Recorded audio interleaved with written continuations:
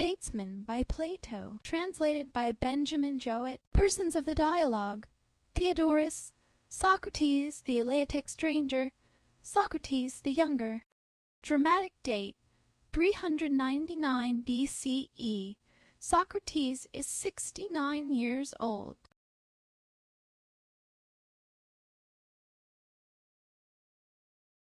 I owe you many thanks indeed, Theodorus, for the acquaintance both of Statesman and of the stranger. And in a little while, Socrates, you will owe me 3 times as many, when they have completed for you the delineation of the statesman and of the philosopher, as well as of the sophist. Sophist, statesman, philosopher. O my dear Theodorus, do my ears truly witness that this is the estimate formed of them by the great calculator and geometrician? What do you mean, Socrates? I mean that you rate them all at the same value, whereas they are really separated by an interval which no geometrical ratio can express. By Ammon, the god of Cyrene, Socrates. That is a very fair hit, and shows that you have not forgotten your geometry. I will retaliate on you at some other time, but I must now ask the stranger, who will not, I hope, tire of his goodness to us, to proceed either with the statesman or with the philosopher, whichever he prefers. That is my duty, Theodorus. Having begun, I must go on, and not leave the work unfinished. But what shall be done with Statesman? In what respect? Shall we relieve him, and take his companion, the young Socrates, instead of him? What do you advise? Yes, give the other a turn, as you propose. The young always do better when they have intervals of rest. I think, stranger, that both of them may be said to be in some way related to me. For the one, as you affirm, has the cut of my ugly face, the other is called by my name, and we should always be on the lookout to recognize a kinsman by the style of his conversation.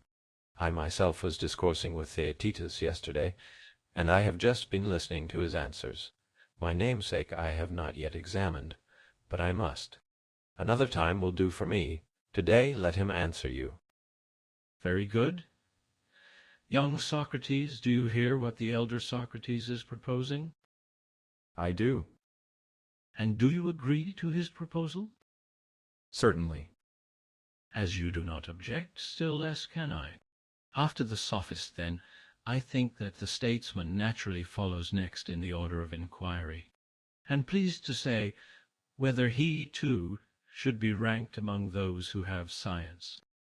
Yes. Then the sciences must be divided as before? I dare say. But yet the division will not be the same. How then? They will be divided at some other point. Yes. Where shall we discover the path of the statesman? We must find and separate off, and set our seal upon this, and we will set the mark of another class upon all diverging paths. Thus the soul will conceive of all kinds of knowledge under 2 classes. To find the path is your business, stranger, and not mine.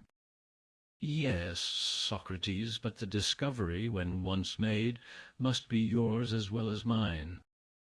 Very good. Well, and are not arithmetic and certain other kindred arts merely abstract knowledge, wholly separated from action? True. But in the art of carpentering and all other handicrafts, the knowledge of the workman is merged in his work. He not only knows, but he also makes things which previously did not exist. Certainly. Then let us divide sciences in general into those which are practical and those which are purely intellectual. Let us assume these 2 divisions of science, which is one whole. And our statesman, king, master, or householder, one and the same? Or is there a science or art answering to each of these names? Or rather, allow me to put the matter in another way. Let me hear. If anyone who is in a private station has the skill to advise one of the public physicians, must not he also be called a physician? Yes. And if anyone who is in a private station is able to advise the ruler of a country, may not he be said to have the knowledge which the ruler himself ought to have? True. But surely the science of a true king is royal science.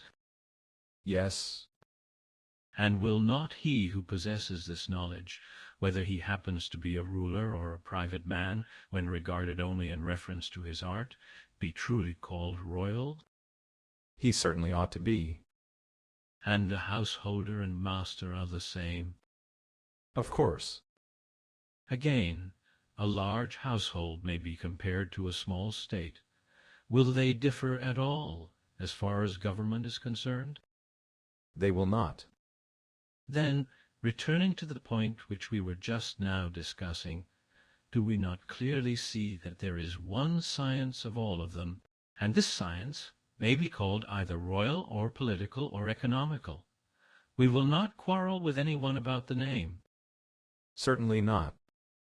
This, too, is evident that the king cannot do much with his hands or with his whole body towards the maintenance of his empire, compared with what he does by the intelligence and strength of his mind. Clearly not. Then shall we say that the king has a greater affinity to knowledge than to manual arts and to practical life in general? Certainly he has. Then we may put all together as one and the same, statesmanship and the statesman, the kingly science and the king. Clearly.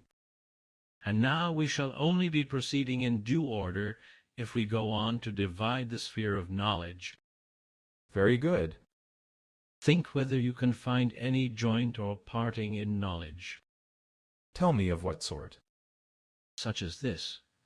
You may remember that we made an art of calculation. Yes. Which was unmistakably one of the arts of knowledge. Certainly. And to this art of calculation, which discerns the differences of numbers, shall we assign any other function except to pass judgment on their differences? How could we? You know that the master builder does not work himself, but is the ruler of workmen? Yes. He contributes knowledge, not manual labor, True. and may therefore be justly said to share in theoretical science. Quite true. But he ought not, like the calculator, to regard his functions as at an end when he has formed a judgment. He must assign to the individual workmen their appropriate task until they have completed the work. True. Are not all such sciences, no less than arithmetic and the like, subjects of pure knowledge, and is not the difference between the two classes that the one sort has the power of judging only, and the other of ruling as well? That is evident. May we not very properly say that of all knowledge there are two divisions, one which rules and the other which judges? I should think so. And when men have anything to do in common, that they should be of one mind is surely a desirable thing. Very true. Then, while we are at unity among ourselves, we need not mind about the fancies of others? Certainly not. And now, in which of these divisions shall we place the king? Is he a judge and a kind of spectator, or shall we assign to him the art of command? For he is a ruler. The latter, clearly. Then we must see whether there is any mark of division in the art of command too.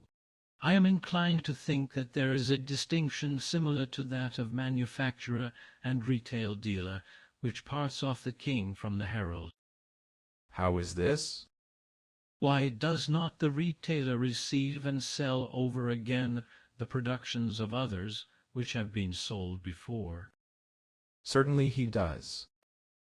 And is not the herald under command, And does he not receive orders and in his turn give them to others? Very true. Then shall we mingle the kingly art in the same class with the art of the herald, the interpreter, the boatswain, the prophet, and the numerous kindred arts which exercise command?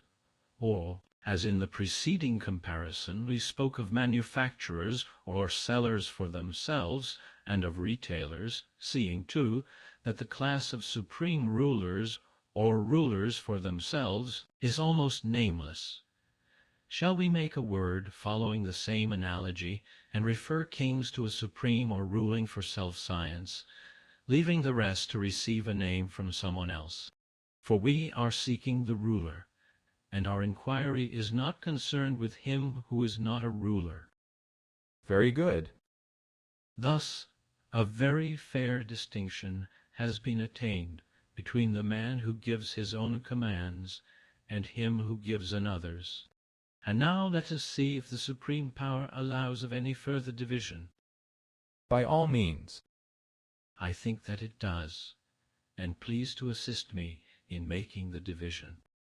At what point? May not all rulers be supposed to command for the sake of producing something? Certainly. Nor is there any difficulty in dividing the things produced into two classes. How would you divide them? Of the whole class, some have life, and some are without life. True. And by the help of this distinction we may make, if we please, a subdivision of the section of knowledge which commands. At what point? One part may be set over the production of lifeless, the other of living objects, and in this way the whole will be divided. Certainly. That division, then, is complete, and now we may leave one half and take up the other, which may also be divided into two. Which of the two halves do you mean? Of course, that which exercises command about animals, for surely the royal science is not like that of a master workman, a science presiding over lifeless objects, which is the management and control of living beings. True. And the breeding and tending of living beings may be observed to be sometimes a tending of the individual. In other cases, a common care of creatures in flocks. True. But the statesman is not a tender of individuals, not like the driver or groom of a single ox or horse. He is rather to be compared with the keeper of a drove of horses or oxen. Yes, I see, thanks to you. Shall we call this art of tending many animals together the art of managing a herd, or the art of collective management? No matter. Whichever suggests itself to us in the course of conversation. Very good, Socrates. And if you continue to be not too particular about names, you will be all the richer in wisdom when you are an old man. And now, as you say, leaving the discussion of the name, can you see a way in which a person, by showing the art of herding to be of two kinds, may cause that which is now sought amongst twice the number of things to be then sought amongst half that number? I will try. There appears to me to be one management of men and another of beasts. You have certainly divided them in a most straightforward and manly style, but you have fallen into an error which hereafter I think that we had better avoid. What is the error? I think that we had better not cut off a single small portion which is not a species from many larger portions. The part should be a species. To separate off at once the subject of investigation is a most excellent plan, if only the separation be rightly made, and you were under the impression that you were right, because you saw that you would come to man, and this led you to hasten the step. But you should not chip off too small a piece, my friend. The safer way is to cut through the middle, which is also the more likely way of finding classes. Attention to this principle makes all the difference in a process of enquiry. What do you mean, stranger? I will endeavor to speak more plainly out of love to your good parts, Socrates, and although I cannot at present entirely explain myself, I will try, as we proceed, to make my meaning a little clearer. What was the error of which, as you say, we were guilty in our recent division? The error was just as if someone who wanted to divide the human race were to divide them after the fashion which prevails in this part of the world. Here they cut off the Hellenes as one species, and all the other species of mankind, which are innumerable and have no ties or common language, they include under the single name of barbarians, and because they have one name they are supposed to be of one species also.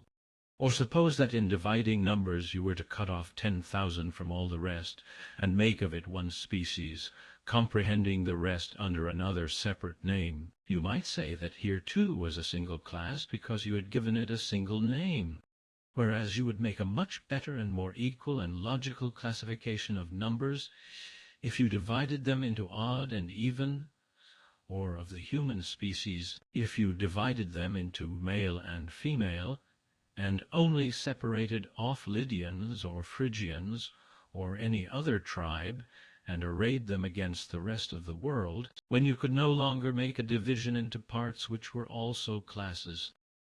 Very true. But I wish that this distinction between a part and a class could still be made somewhat plainer. O Socrates, best of men, you are imposing upon me a very difficult task. We have already digressed further from our original intention than we ought, and you would have us wander still further away. But we must now return to our subject, and hereafter, when there is a leisure hour, we will follow up the other track. At the same time, I wish you to guard against imagining that you ever heard me declare What? that a class and a part are distinct. What did I hear then? That a class is necessarily a part, but there is no similar necessity that a part should be a class. That is the view which I should always wish you to attribute to me, Socrates. So be it.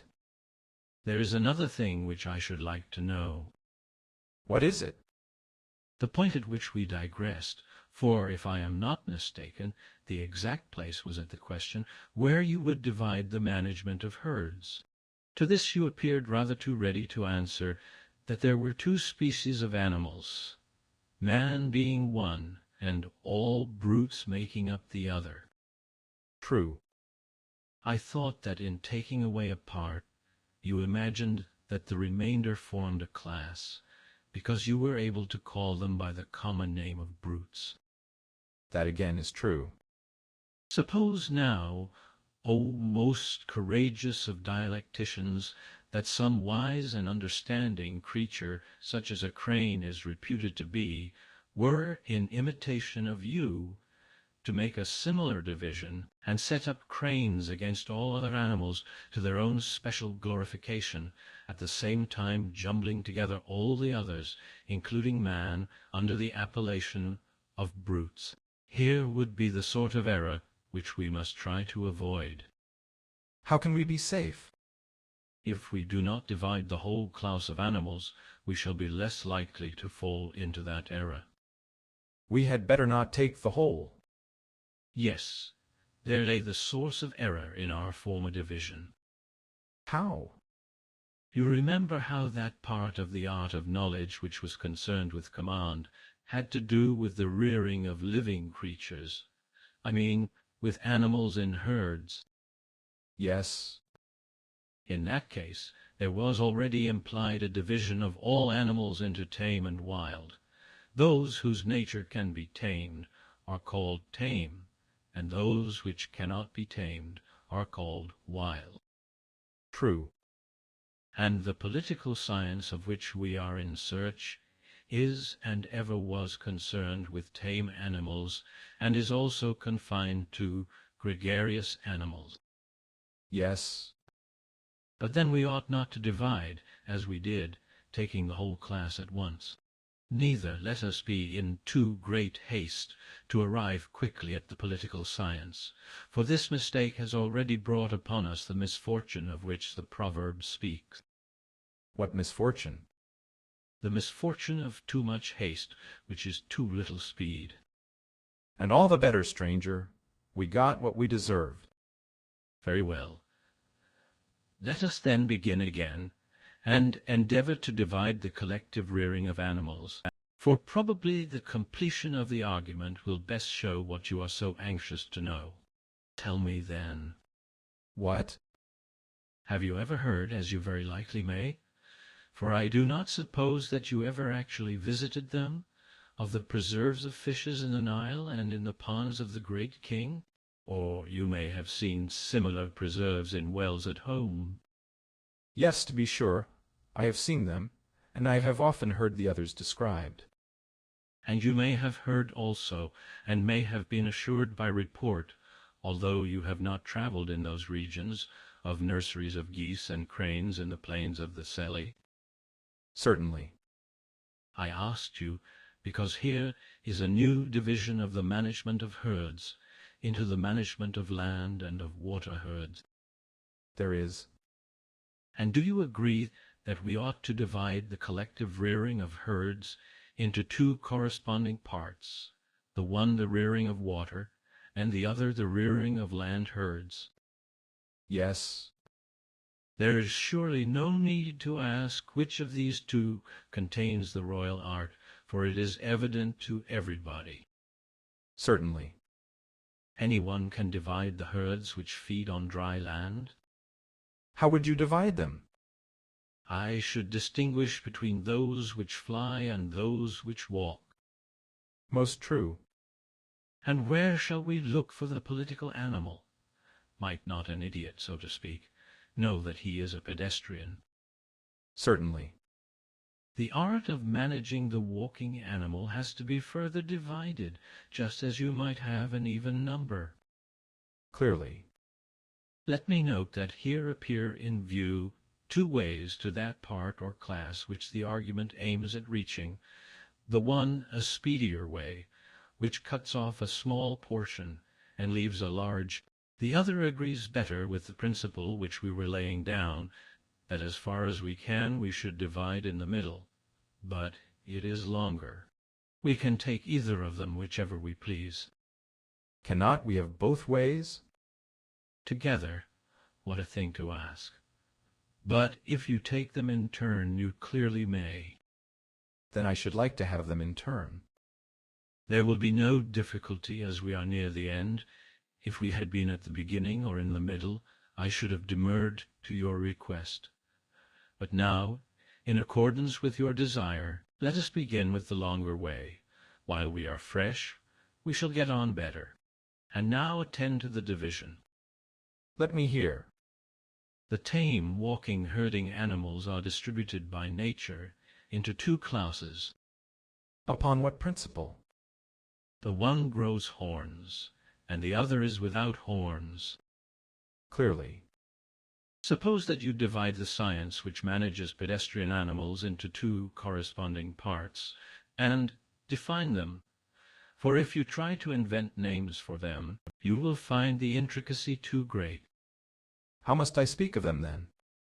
In this way, let the science of managing pedestrian animals be divided into two parts, and one part assigned to the horned herd, and the other to the herd that has no horns. All that you say has been abundantly proved, and may therefore be assumed. The king is clearly the shepherd of a polled herd, who have no horns. That is evident. Shall we break up this hornless herd into sections, and endeavor to assign to him what is his?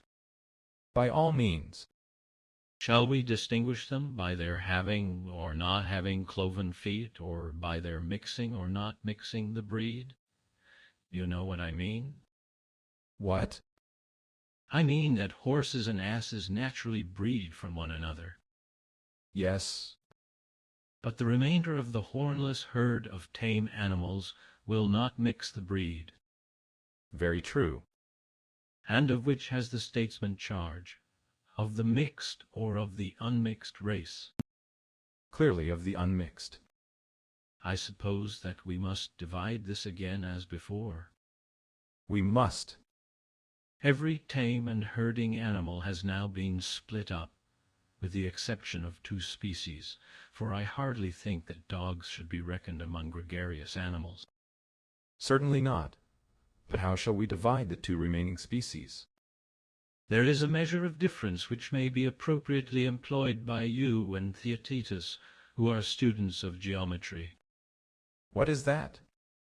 The diameter, and, again, the diameter of a diameter. What do you mean? How does man walk, but as a diameter whose power is 2 feet? Just so. And the power of the remaining kind, being the power of twice 2 feet, may be said to be the diameter of our diameter. Certainly, and now I think that I pretty nearly understand you. In these divisions, Socrates, I descry what would make another famous jest. What is it? Human beings have come out in the same class with the freest and airiest of creation, and have been running a race with them. I remark that very singular coincidence. And would you not expect the slowest to arrive last? Indeed I should. And there is a still more ridiculous consequence, that the king is found running about with the herd, and in close competition with the bird-catcher, who of all mankind is most of an adept at the airy life. Certainly. Then here, Socrates, is still clearer evidence of the truth of what was said in the enquiry about the sophist. What? That the dialectical method is no respecter of persons, and does not set the great above the small, but always arrives in her own way at the truest result. Clearly. And now I will not wait for you to ask, but will of my own accord take you by the shorter road to the definition of a king. By all means. I say that we should have begun at first by dividing land animals into biped and quadruped, and since the winged herd, and that alone, comes out in the same class with man, we should divide bipeds into those which have feathers and those which have not, and when they have been divided, and the art of the management of mankind is brought to light, the time will have come to produce our statesman and ruler, and set him like a charioteer in his place, and hand over to him the reins of state, for that too is a vocation which belongs to him. Very good. You have paid me the debt. I mean that you have completed the argument, and I suppose that you added the digression by way of interest. Then now let us go back to the beginning and join the links, which together make the definition of the name of the statesman's art. By all means. The science of pure knowledge had, as we said originally, a part which was the science of rule or command, and from this was derived another part, which was called command for self, on the analogy of selling for self. An important section of this was the management of living animals, and this again was further limited to the management of them in herds, and again in herds of pedestrian animals. The chief division of the latter was the art of managing pedestrian animals which are without horns. This again has a part which can only be comprehended under one term by joining together 3 names, shepherding pure-bred animals. The only further subdivision is the art of man-herding. This has to do with bipeds, and is what we were seeking after, and have now found being at once the royal and political. To be sure. And do you think, Socrates, that we really have done as you say? What? Do you think, I mean, that we have really fulfilled our intention? There has been a sort of discussion, and yet the investigation seems to me not to be perfectly worked out. This is where the inquiry fails. I do not understand. I will try to make the thought which is at this moment present in my mind clearer to us both. Let me hear. There were many arts of shepherding, and one of them was the political, which had the charge of one particular herd. Yes. And this the argument defined to be the art of rearing, not horses or other brutes, but the art of rearing man collectively. True. Note, however, a difference which distinguishes the king from all other shepherds. To what do you refer? I want to ask whether any one of the other herdsmen has a rival who professes and claims to share with him in the management of the herd. What do you mean? I mean to say that merchants, husbandmen, providers of food, and also training masters and physicians, will all contend with the herdsmen of humanity, whom we call statesmen, declaring that they themselves have the care of rearing or managing mankind, and that they rear not only the common herd, but also the rulers themselves. Are they not right in saying so? Very likely they may be, and we will consider their claim. But we are certain of this, that no one will raise a similar claim as against the herdsman, who is allowed on all hands to be the sole and only feeder and physician of his herd. He is also their matchmaker and accoucheur. No one else knows that department of science, and he is their merry maker and musician. As far as their nature is susceptible of such influences, and no one can console and soothe his own herd better than he can, either with the natural tones of his voice or with instruments. And the same may be said of tenders of animals in general. Very true. But if this is as you say, can our argument about the king be true and unimpeachable? Were we right in selecting him out of 10,000 other claimants to be the shepherd and rearer of the human flock? Surely not. Had we not reason just now to apprehend that although we may have described a sort of royal form, we have not as yet accurately worked out the true image of the statesman, and that we cannot reveal him as he truly is in his own nature, until we have disengaged and separated him from those who hang about him and claim to share in his prerogative? Very true. And that, Socrates, is what we must do if we do not mean to bring disgrace upon the argument at its close. We must certainly avoid that. Then let us make a new beginning, and travel by a different road. What road? I think that we may have a little amusement. There is a famous tale, of which a good portion may with advantage be interwoven, and then we may resume our series of divisions, and proceed in the old path until we arrive at the desired summit. Shall we do as I say? By all means. Listen, then, to a tale which a child would love to hear, and you are not too old for childish amusement. Let me hear. There did really happen, and will again happen, like many other events of which ancient tradition has preserved the record, the portent which is traditionally said to have occurred in the quarrel of Atreus and Thyestes. You have heard, no doubt, and remember what they say happened at that time. I suppose you to mean the token of the birth of the golden lamb. No, not that, but another part of the story, which tells how the sun and the stars once rose in the west, and set in the east, and that the god reversed their motion, and gave them that which they now have as a testimony to the right of Atreus.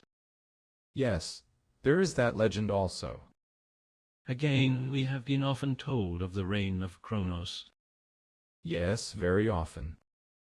Did you ever hear that the men of former times were earthborn, and not begotten of one another? Yes, that is another old tradition. All these stories and 10,000 others, which are still more wonderful, have a common origin. Many of them have been lost in a lapse of ages, or are repeated only in a disconnected form, but the origin of them is what no one has told, and may as well be told now, for the tale is suited to throw light on the nature of the king. Very good. And I hope that you will give the whole story, and leave out nothing. Listen then.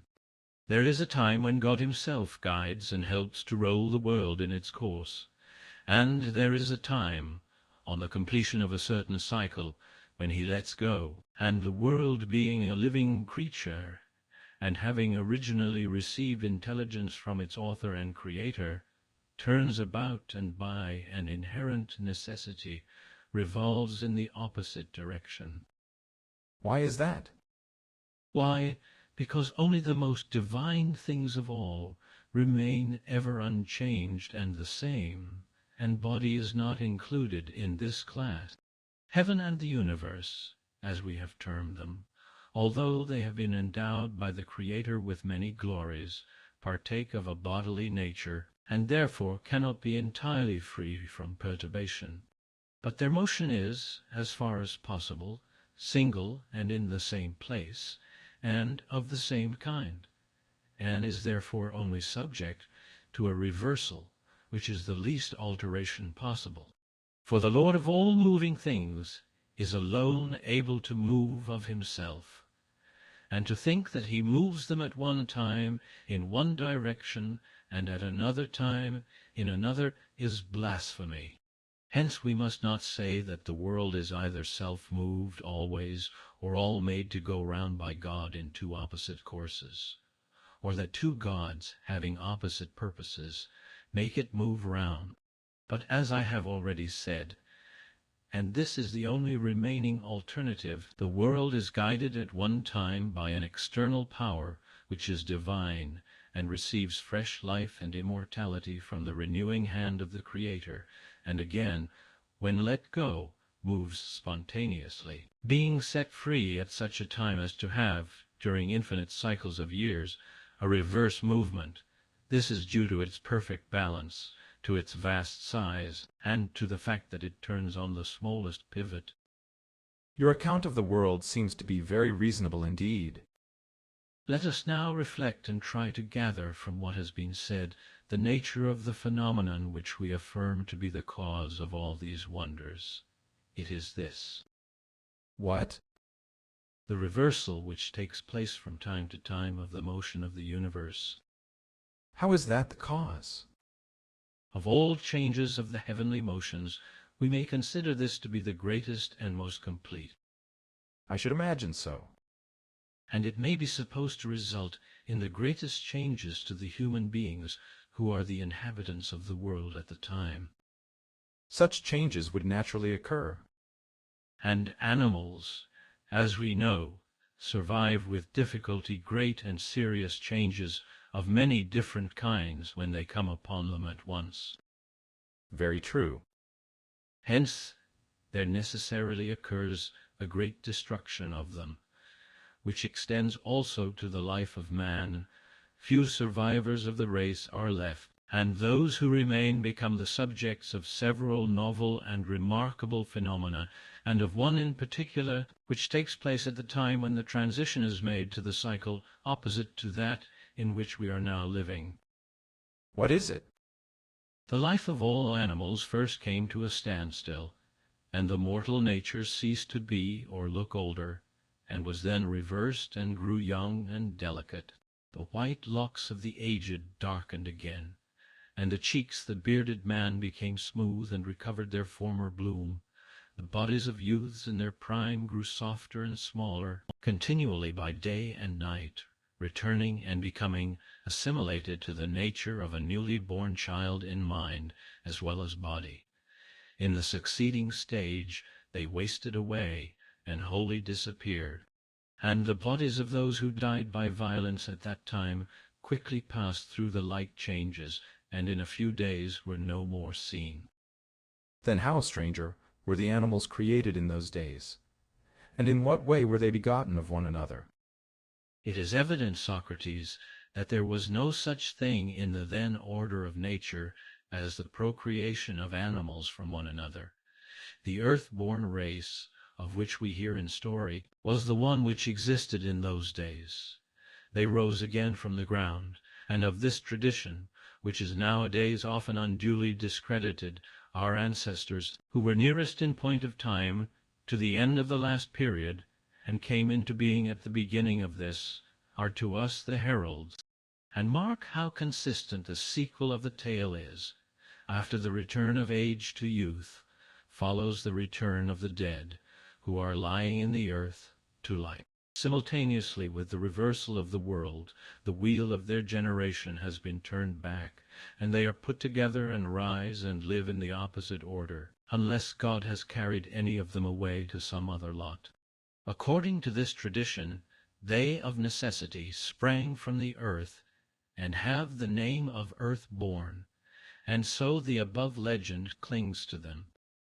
Certainly that is quite consistent with what has preceded. But tell me, was the life which you said existed in the reign of Kronos in that cycle of the world, or in this? For the change in the course of the stars and the sun must have occurred in both. I see that you enter into my meaning. No, that blessed and spontaneous life does not belong to the present cycle of the world, but to the previous one, in which God superintended the whole revolution of the universe. And the several parts, the universe, were distributed under the rule of certain inferior deities, as is the way in some places still. There were demigods, who were the shepherds of the various species and herds of animals, and each one was in all respects sufficient for those of whom he was the shepherd. Neither was there any violence or devouring of one another, or war or quarrel among them, and I might tell of 10,000 other blessings which belong to that dispensation. The reason why the life of man was, as tradition says, spontaneous, is as follows. In those days God himself was their shepherd, and ruled over them, just as man, who is by comparison a divine being, still rules over the lower animals. Under him there were no forms of government or separate possession of women and children, for all men rose again from the earth, having no memory of the past. And although they had nothing of this sort, the earth gave them fruits in abundance, which grew on trees and shrubs unbidden, and were not planted by the hand of man. And they dwelt naked, and mostly in the open air, for the temperature of their seasons was mild, and they had no beds, but lay on soft couches of grass, which grew plentifully out of the earth. Such was the life of man in the days of Socrates. The character of our present life, which is said to be under Zeus, you know from your own experience. Can you, and will you, determine which of them you deem the happier? Impossible. Then shall I determine for you as well as I can. By all means. Suppose that the nurslings of Kronos, having this boundless leisure, and the power of holding intercourse, not only with men, but with the brute creation, had used all these advantages with a view to philosophy, conversing with the brutes as well as with one another, and learning of every nature which was gifted with any special power, and was able to contribute some special experience to the store of wisdom, there would be no difficulty in deciding that they would be 1,000 times happier than the men of our own day. Or, again, if they had merely eaten and drunk until they were full, and told stories to one another and to the animals, such stories as are now attributed to them, in this case also, as I should imagine, the answer would be easy. But until some satisfactory witness can be found of the love of that age for knowledge and discussion, we had better let the matter drop, and give the reason why we have unearthed this tale, and then we shall be able to get on. In the fullness of time, when the change was to take place, and the earth-born race had all perished, and every soul had completed its proper cycle of births and been sown in the earth her appointed number of times, the pilot of the universe let the helm go and retired to his place of view. And then fate and innate desire reversed the motion of the world. Then also all the inferior deities who share the rule of the supreme power, being informed of what was happening, let go the parts of the world which were under their control. And the world, turning round with a sudden shock, being impelled in an opposite direction from beginning to end, was shaken by a mighty earthquake, which wrought a new destruction of all manner of animals. Afterwards, When sufficient time had elapsed, the tumult and confusion and earthquake ceased, and the universal creature, once more at peace, attained to a calm and settled down into his own orderly and accustomed course, having the charge and rule of himself and of all the creatures which are contained in him, and executing, as far as he remembered them, the instructions of his Father and Creator, more precisely at first, but afterwards with less exactness. The reason of the falling off was the admixture of matter in him. This was inherent in the primal nature, which was full of disorder, until attaining to the present order. From God the Constructor, the world received all that is good in him, but from a previous state came elements of evil and unrighteousness, which, thence derived, first of all passed into the world, and were then transmitted to the animals. While the world was aided by the pilot in nurturing the animals, the evil was small, and great the good which he produced.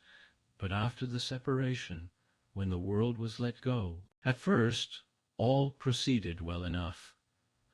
But as time went on, there was more and more forgetting, and the old discord again held sway and burst forth in full glory, and at last small was the good, and great was the admixture of evil, and there was a danger of universal ruin to the world, and to the things contained in him.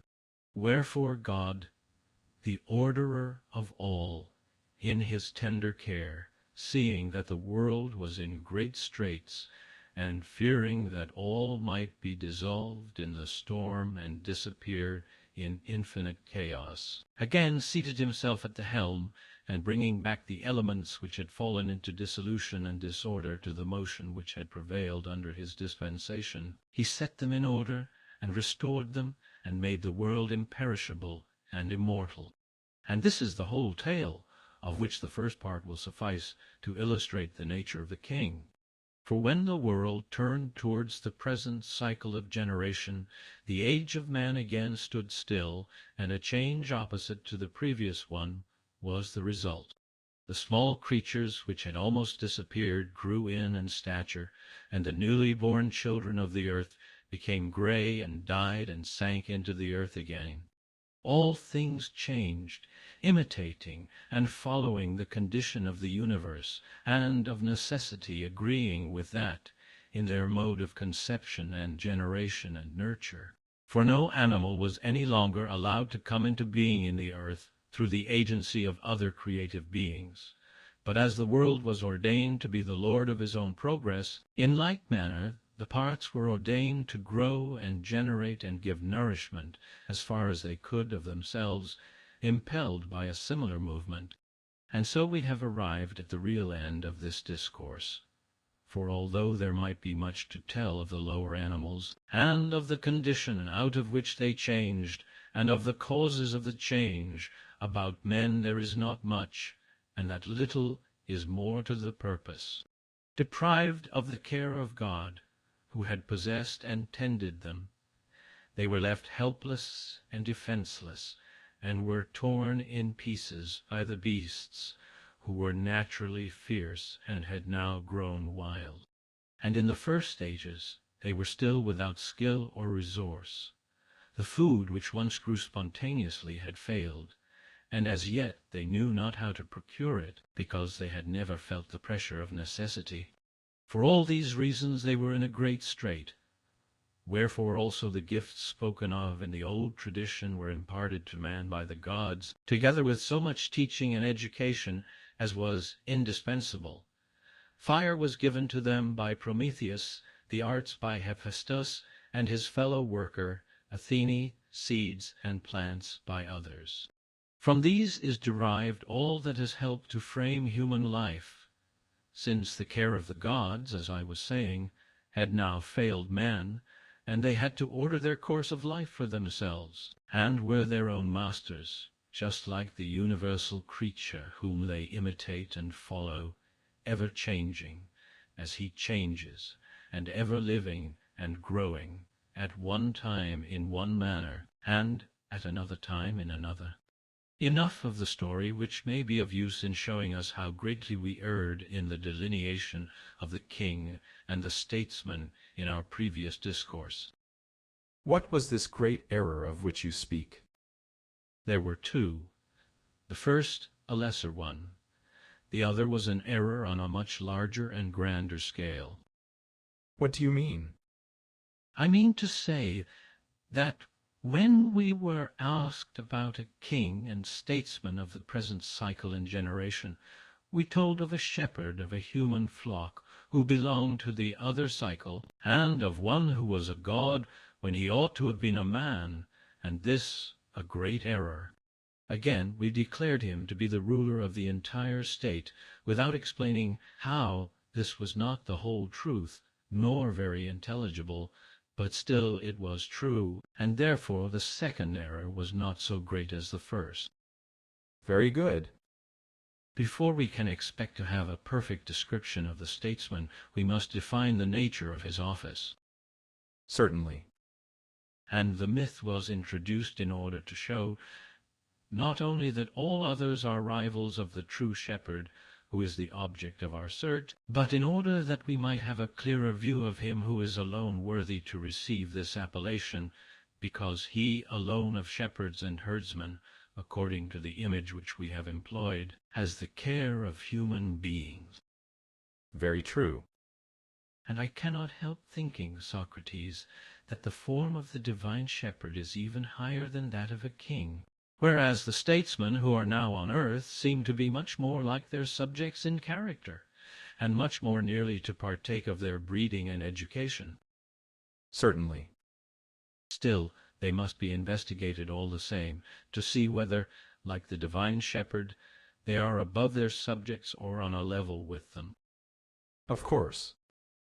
To resume, do you remember that we spoke of a command for self-exercise over animals, not singly but collectively, which we called the art of rearing a herd? Yes, I remember. There, somewhere, lay our error, for we never included or mentioned the statesman, and we did not observe that he had no place in our nomenclature. How was that? All other herdsmen rear their herds, but this is not a suitable term to apply to the statesman.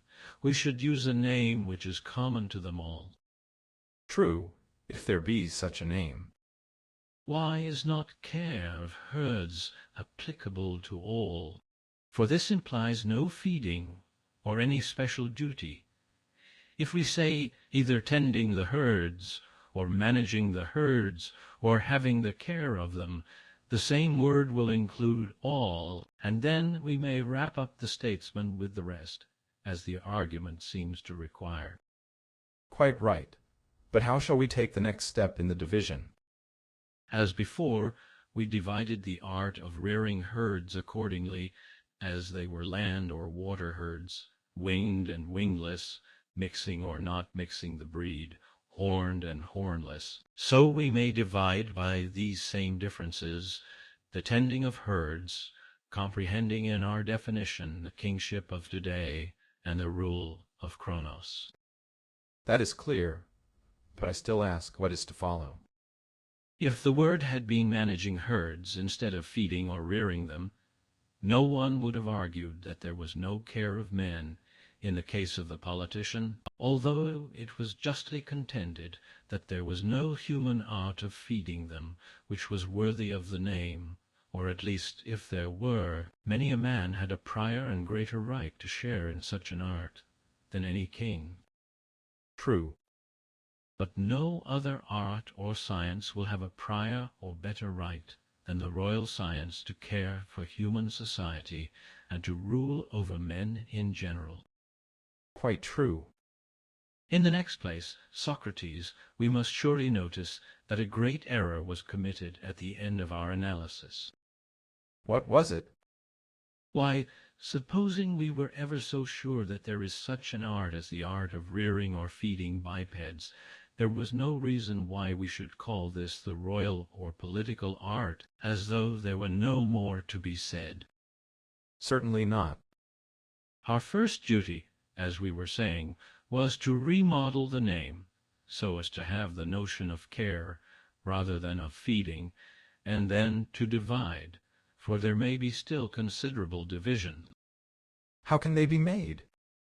First, by separating the divine shepherd from the human guardian or manager. True. And the art of management, which is assigned to man, would again have to be subdivided. On what principle? On the principle voluntary and compulsory. Why? Because, if I am not mistaken, there has been an error here, for our simplicity led us to rank king and tyrant together, whereas they are utterly distinct, like their modes of government. True. Then now, as I said, let us make the correction and divide human care into two parts, on the principle of voluntary and compulsory. Certainly.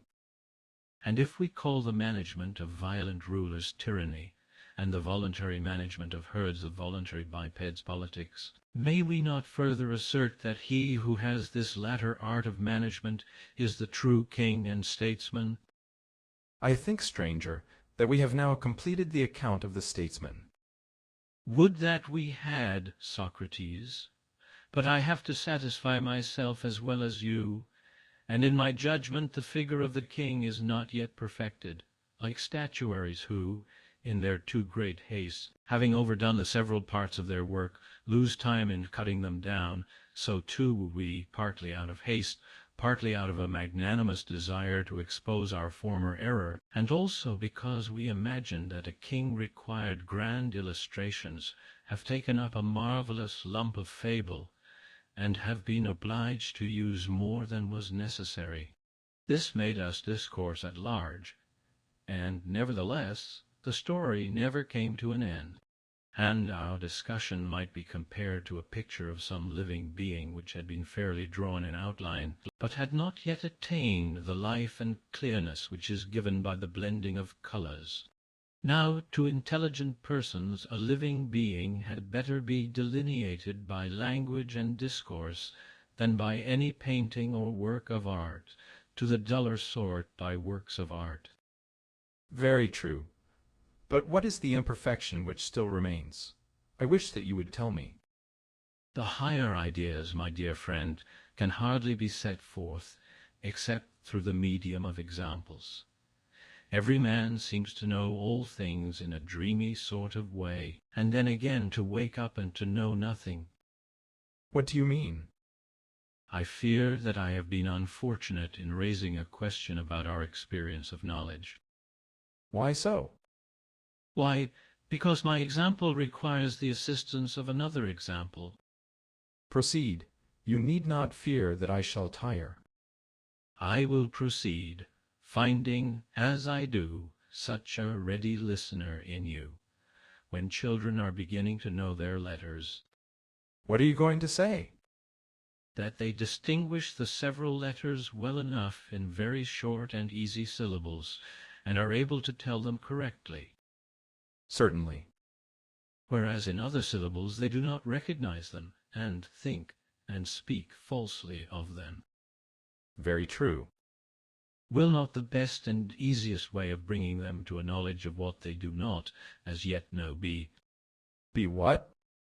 to refer them first of all to cases in which they judge correctly about the letters in question, and then to compare these with the cases in which they do not as yet know, and to show them that the letters are the same, and have the same character in both combinations, until all cases in which they are right have been placed side by side with all cases in which they are wrong. In this way they have examples, and are made to learn that each letter in every combination is always the same and not another, and is always called by the same name. Certainly.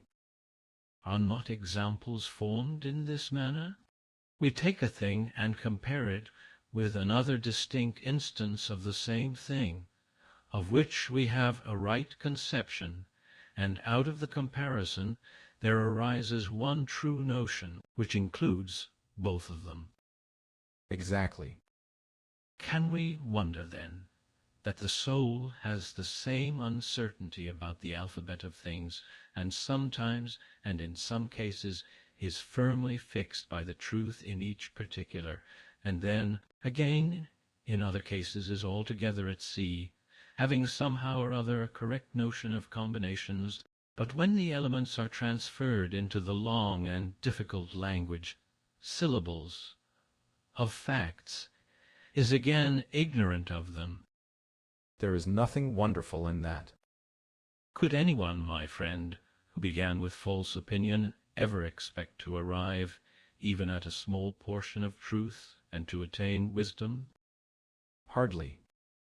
Then you and I will not be far wrong in trying to see the nature of example in general in a small and particular instance.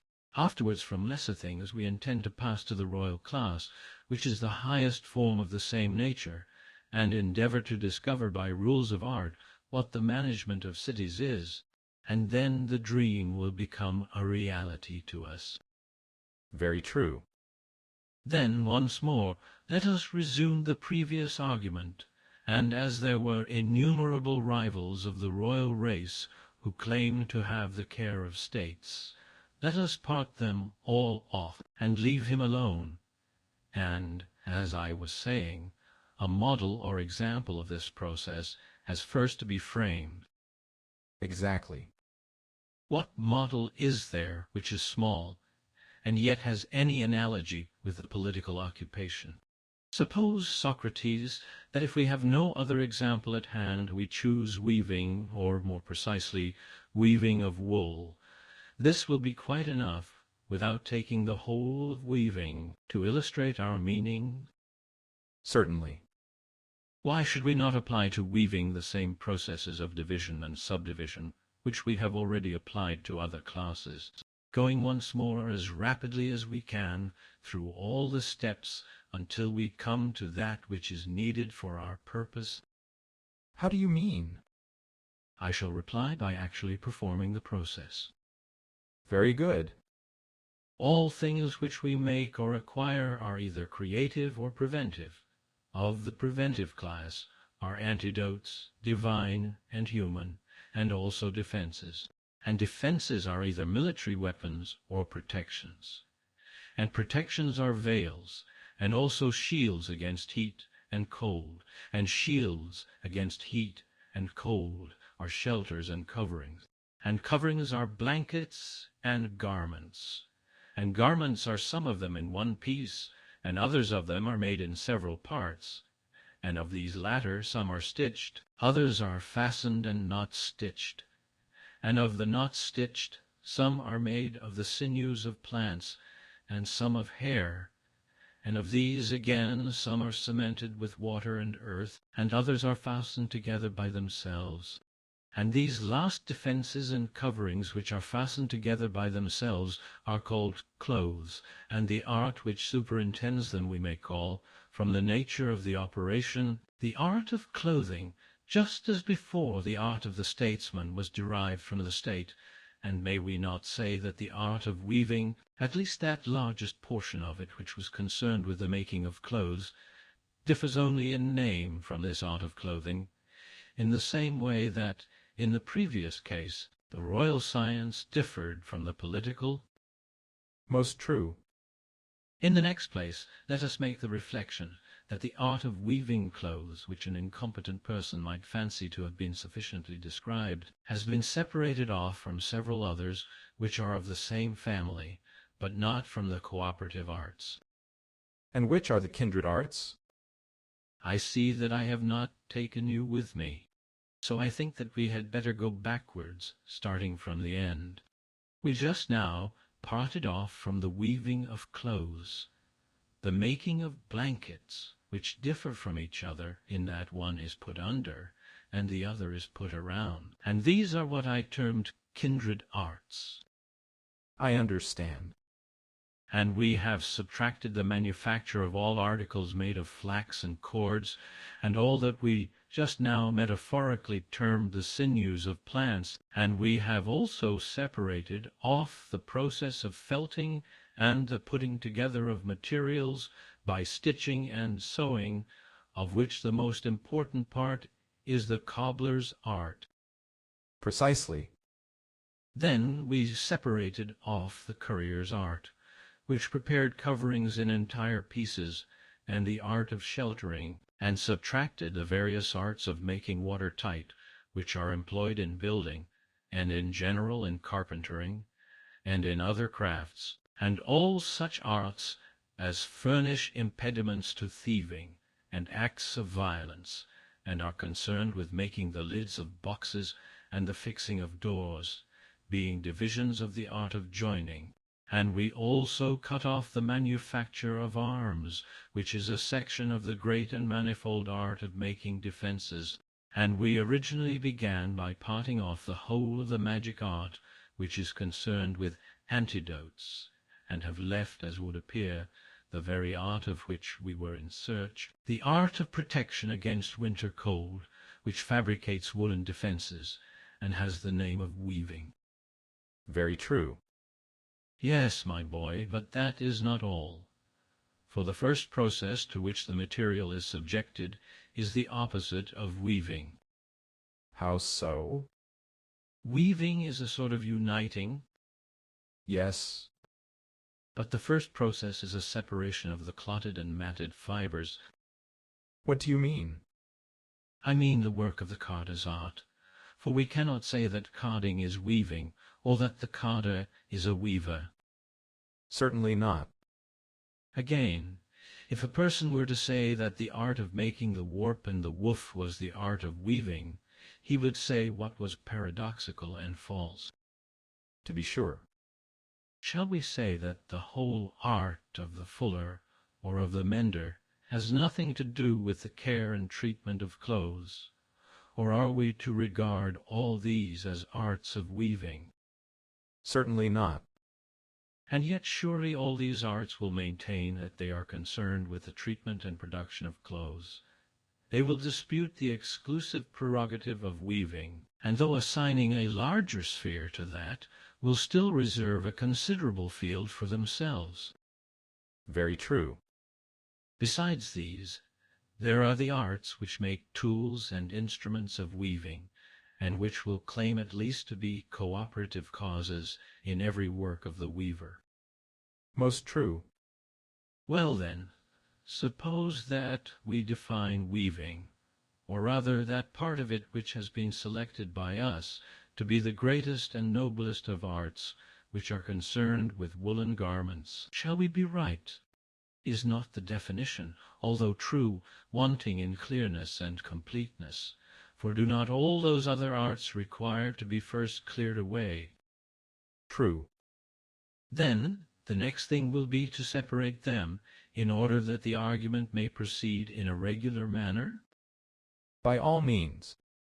Let us consider in the first place that there are two kinds of arts entering into everything which we do. What are they? The one kind is the conditional or cooperative, the other the principal cause. What do you mean? The arts which do not manufacture the actual thing, but which furnish the necessary tools for the manufacture, without which the several arts could not fulfill their appointed work, are cooperative, but those which make the things themselves are causal. A very reasonable distinction. Thus the arts which make spindles, combs, and other instruments of the production of clothes may be called cooperative, and those which treat and fabricate the things themselves causal. Very true. The arts of washing and mending, and the other preparatory arts which belong to the causal class, and form a division of the great art of adornment, may be all comprehended under what we call the fuller's art. Very good. Carding and spinning threads, and all the parts of the process which are concerned with the actual manufacture of a woolen garment, form a single art, which is one of those universally acknowledged, the art of working in wool. To be sure. Of working in wool, again, there are two divisions, and both these are parts of two arts at once. How is that? Carding and one half of the use of the comb, and the other processes of wool-working which separate the composite may be classed together as belonging both to the art of wool-working and also to one of the two great arts which are of universal application, the art of composition and the art of division. Yes. To the latter belong carding and the other processes of which I was just now speaking. The art of discernment or division in wool and yarn, which is effected in one manner with the comb and in another with the hands, is variously described under all the names which I just now mentioned. Very true. Again, let us take some process of wool-working, which is also a portion of the art of composition, and dismissing the elements of division which we found there, make two halves, one on the principle of composition and the other on the principle of division. Let that be done. And once more, Socrates, we must divide the part which belongs at once both to wool-working and composition, if we are ever to discover satisfactorily the aforesaid art of weaving. We must. Yes, certainly, and let us call one part of the art of twisting threads, the other the art of combining them. Do I understand you, in speaking of twisting, to be referring to manufacture of the warp? Yes, and of the woof too. How, if not by twisting, is the woof made? There is no other way. Then suppose that you define the warp and the woof, for I think that the definition will be of use to you. How shall I define them? As thus: a piece of carded wool which is drawn out lengthwise and breadthwise is said to be pulled out. Yes. And the wool thus prepared, when twisted by the spindle and made into a firm thread, is called the warp, and the art which regulates these operations, the art of spinning the warp. True. And the threads which are more loosely spun, having a softness proportioned to the intertexture of the warp and to the degree of force used in dressing the cloth, the threads which are thus spun are called the woof, and the art which is set over them may be called the art of spinning the woof. Very true. And now there can be no mistake about the nature of the part of weaving which we have undertaken to define. For when that part of the art of composition which is employed in the working of wool forms a web by the regular intertexture of warp and woof, the entire woven substance is called by us a woolen garment, and the art which presides over this is the art of weaving. Very true.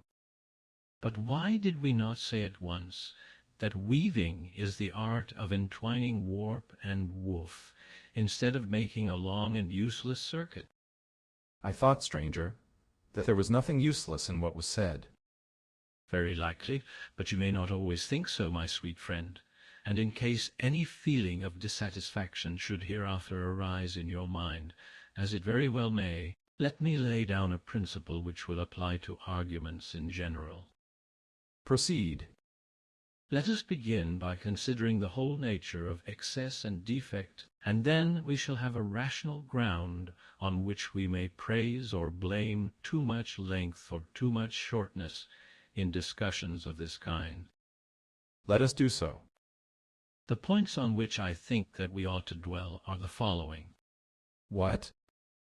Length and shortness, excess and defect. With all of these, the art of measurement is conversant. Yes. And the art of measurement has to be divided into two parts, with a view to our present purpose. Where would you make the division?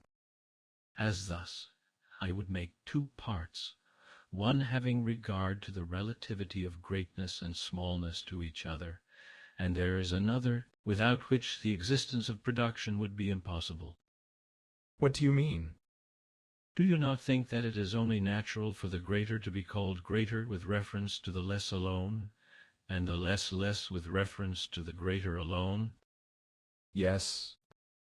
Well, but is there not also something exceeding and exceeded by the principle of the mean, both in speech and action? And is not this a reality, and the chief mark of difference between good and bad men? Plainly.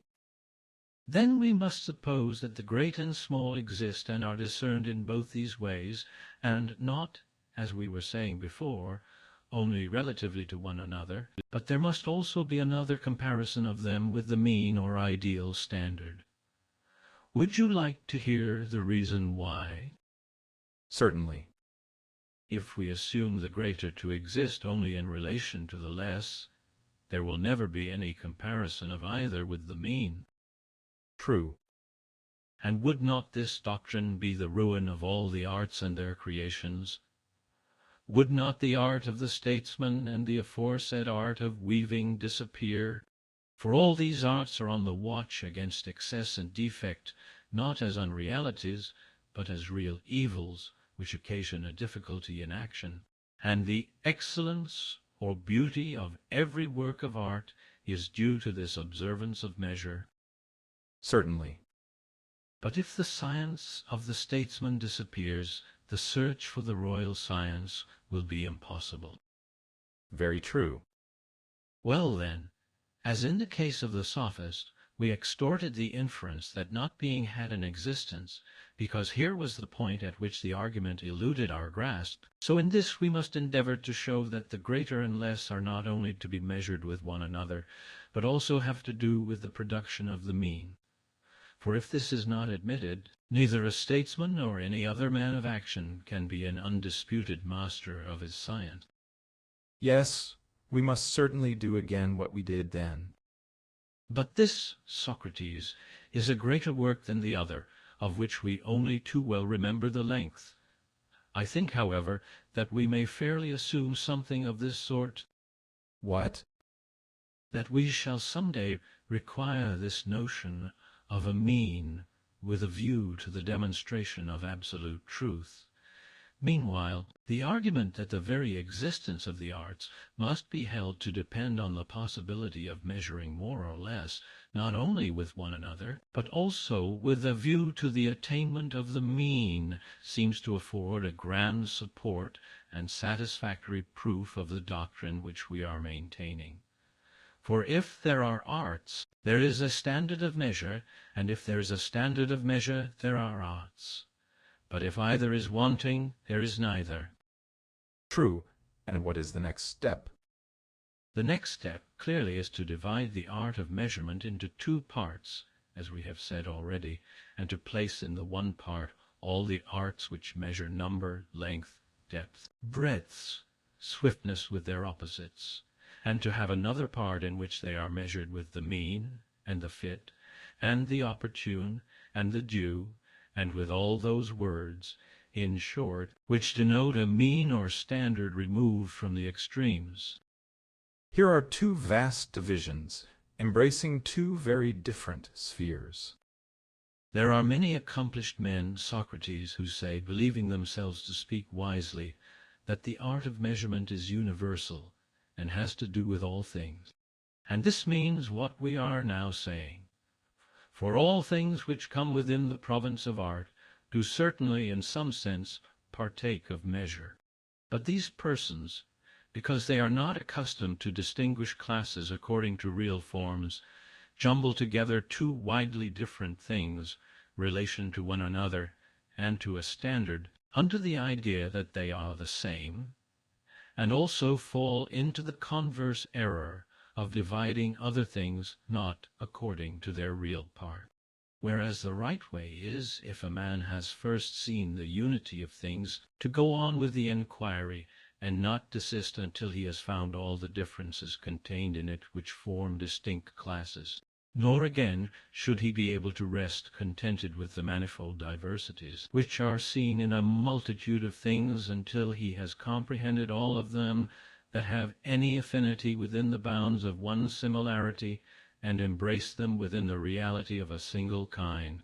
But we have said enough on this head, and also of excess and defect, We have only to bear in mind that two divisions of the art of measurement have been discovered which are concerned with them, and not forget what they are. We will not forget. And now that this discussion is completed, let us go on to consider another question, which concerns not this argument only, but the conduct of such arguments in general. What is this new question? Take the case of a child who is engaged in learning his letters. When he is asked what letters make up a word, should we say that the question is intended to improve his grammatical knowledge of that particular word, or of all words? Clearly, in order that he may have a better knowledge of all words. And is our inquiry about the statesman intended only to improve our knowledge of politics, or our power of reasoning generally? Clearly, as in the former example, the purpose is general. Still less would any rational man seek to analyze the notion of weaving for its own sake. But people seem to forget that some things have sensible images, which are readily known, and can be easily pointed out when anyone desires to answer an inquirer without any trouble or argument, whereas the greatest and highest truths have no outward image of themselves visible to man, which he who wishes to satisfy the soul of the inquirer can adapt to the eye of sense, and therefore we ought to train ourselves to give and accept a rational account of them. For immaterial things, which are the noblest and greatest, are shown only in thought and idea, and in no other way, and all that we are now saying is said for the sake of them. Moreover, there is always less difficulty in fixing the mind on small matters than on great. Very good. Let us call to mind the bearing of all this. What is it? I wanted to get rid of any impression of tediousness which we may have experienced in the discussion about weaving and the reversal of the universe, and in the discussion concerning the sophist and the being of not being. I know that they were felt to be too long, and I reproached myself with this, fearing that they might be not only tedious but irrelevant, and all that I have now said is only designed to prevent the recurrence of any such disagreeables for the future. Very good. Will you proceed? Then I would like to observe that you and I, remembering what has been said, should praise or blame the length or shortness of discussions, not by comparing them with one another, but with what is fitting, having regard to the part of measurement, which, as we said, was to be borne in mind. Very true. And yet not everything is to be judged, even with a view to what is fitting. For we should only want such a length as is suited to give pleasure, if at all, as a secondary matter, and reason tells us that we should be contented to make the ease or rapidity of an inquiry not our first but our second object, the first and highest of all being to assert the great method of division according to species. Whether the discourse be shorter or longer is not to the point. No offense should be taken at length, but the longer and shorter are to be employed indifferently, according as either of them is better calculated to sharpen the wits of the auditors. Reason would also say to him who censures the length of discourses on such occasions, and cannot away with their circumlocution, that he should not be in such a hurry to have done with them, when he can only complain that they are tedious, but he should prove that if they had been shorter, they would have made those who took part in them better dialecticians, and more capable of expressing the truth of things. About any other praise and blame he need not trouble himself. He should pretend not to hear them. But we have had enough of this, as you will probably agree with me in thinking. Let us return to our statesman, and apply to his case the aforesaid example of weaving. Very good. Let us do as you say. The art of the king has been separated from the similar arts of shepherds, and, indeed, from all those which have to do with herds at all. There still remain, however, of the causal and cooperative arts those which are immediately concerned with states, and which must first be distinguished from one another. Very good. You know that these arts cannot easily be divided into two halves. The reason will be very evident as we proceed. Then we had better do so. We must carve them like a victim into members or limbs, since we cannot bisect them, for we certainly should divide everything into as few parts as possible. What is to be done in this case? What we did in the example of weaving, all those arts which furnish the tools were regarded by us as cooperative. Yes. So now, and with still more reason, all arts which make any implement in a state, whether great or small, may be regarded by us as cooperative, for without them neither state nor statesmanship would be possible. And yet we are not inclined to say that any of them is a product of the kingly art. No, indeed. The task of separating this class from others is not an easy one, for there is plausibility in saying that anything in the world is the instrument of doing something. But there is another class of possessions in a city of which I have a word to say. What class do you mean? A class which may be described as not having this power, that is to say, not like an instrument framed for production, but designed for the preservation of that which is produced. To what do you refer? To the class of vessels, as they are comprehensively termed, which are constructed for the preservation of things moist and dry, of things prepared in the fire, or out of the fire. This is a very large class, and has, if I am not mistaken, literally nothing to do with the royal art of which we are in search. Certainly not. There is also a third class of possessions to be noted, different from these, and very extensive, moving or resting on land or water, honorable and also dishonorable. The whole of this class has one name, because it is intended to be sat upon, being always a seat for something. What is it? A vehicle, which is certainly not the work of the statesman, but of the carpenter, potter, and coppersmith. I understand. And is there not a fourth class which is again different, and in which most of the things formerly mentioned are contained, every kind of dress, most sorts of arms, walls and enclosures, whether of earth or stone, and 10,000 other things, all of which being made for the sake of defense, may be truly called defenses, and are for the most part to be regarded as the work of the builder or of the weaver rather than of the statesman. Certainly. Shall we add a fifth class of ornamentation and drawing, and of the imitations produced by drawing and music, which are designed for amusement only, and may be fairly comprehended under one name? What is it?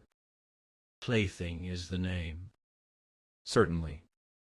That one name may be fitly predicated of all of them, for none of these things have a serious purpose. Amusement is their sole aim. That again I understand. Then there is a class which provides materials for all these, out of which and in which the arts already mentioned fabricate their works. This manifold class, I say, which is the creation and offspring of many other arts, may I not rank sixth? What do you mean? I am referring to gold, silver, and other metals, and all that wood-cutting and shearing of every sort provides for the art of carpentry and plating. And there is the process of barking and stripping the cuticle of plants, and the currier's art, which strips off the skins of animals, and other similar arts which manufacture corks and papyri and cords, and provide for the manufacture of composite species out of simple kinds. The whole class may be termed the primitive and simple possession of man, and with this a kingly science has no concern at all. True. The provision of food and of all other things which mingle their particles with the particles of the human body and minister to the body will form a seventh class, which may be called by the general term of nourishment, unless you have any better name to offer. This, however, appertains rather to the husbandman, huntsman, trainer, doctor, cook, and is not to be assigned to the statesman's art. Certainly not.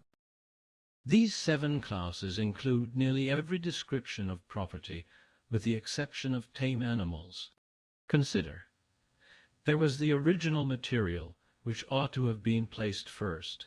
Next come instruments, vessels, vehicles, defenses, playthings, nourishment, small things, which may be included under one of these, as, for example, coins, seals, and stamps are omitted, for they have not in them the character of any larger kind which includes them.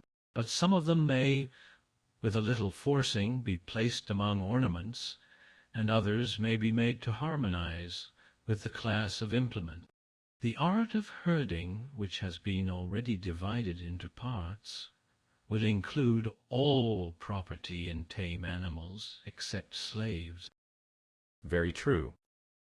The class of slaves and ministers only remains, and I suspect that in this the real aspirants for the throne, who are the rivals of the king in the formation of the political web, will be discovered, just as spinners, carders, and the rest of them were the rivals of the weaver.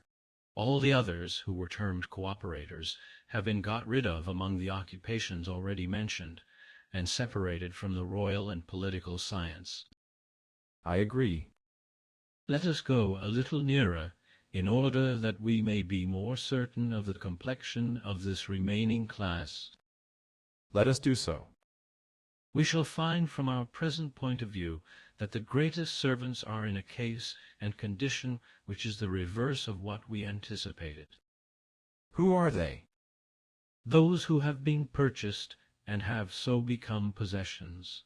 These are unmistakably slaves, and certainly do not claim royal science. Certainly not.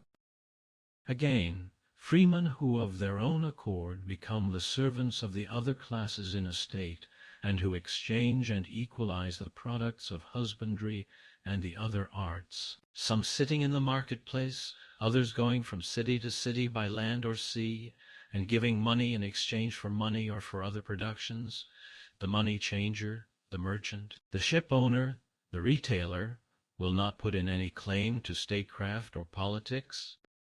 No, unless indeed to the politics of commerce. But surely men whom we see acting as hirelings and serfs, and too happy to turn their hand to anything, will not profess to share in royal science. Certainly not. But what would you say of some other serviceable officials?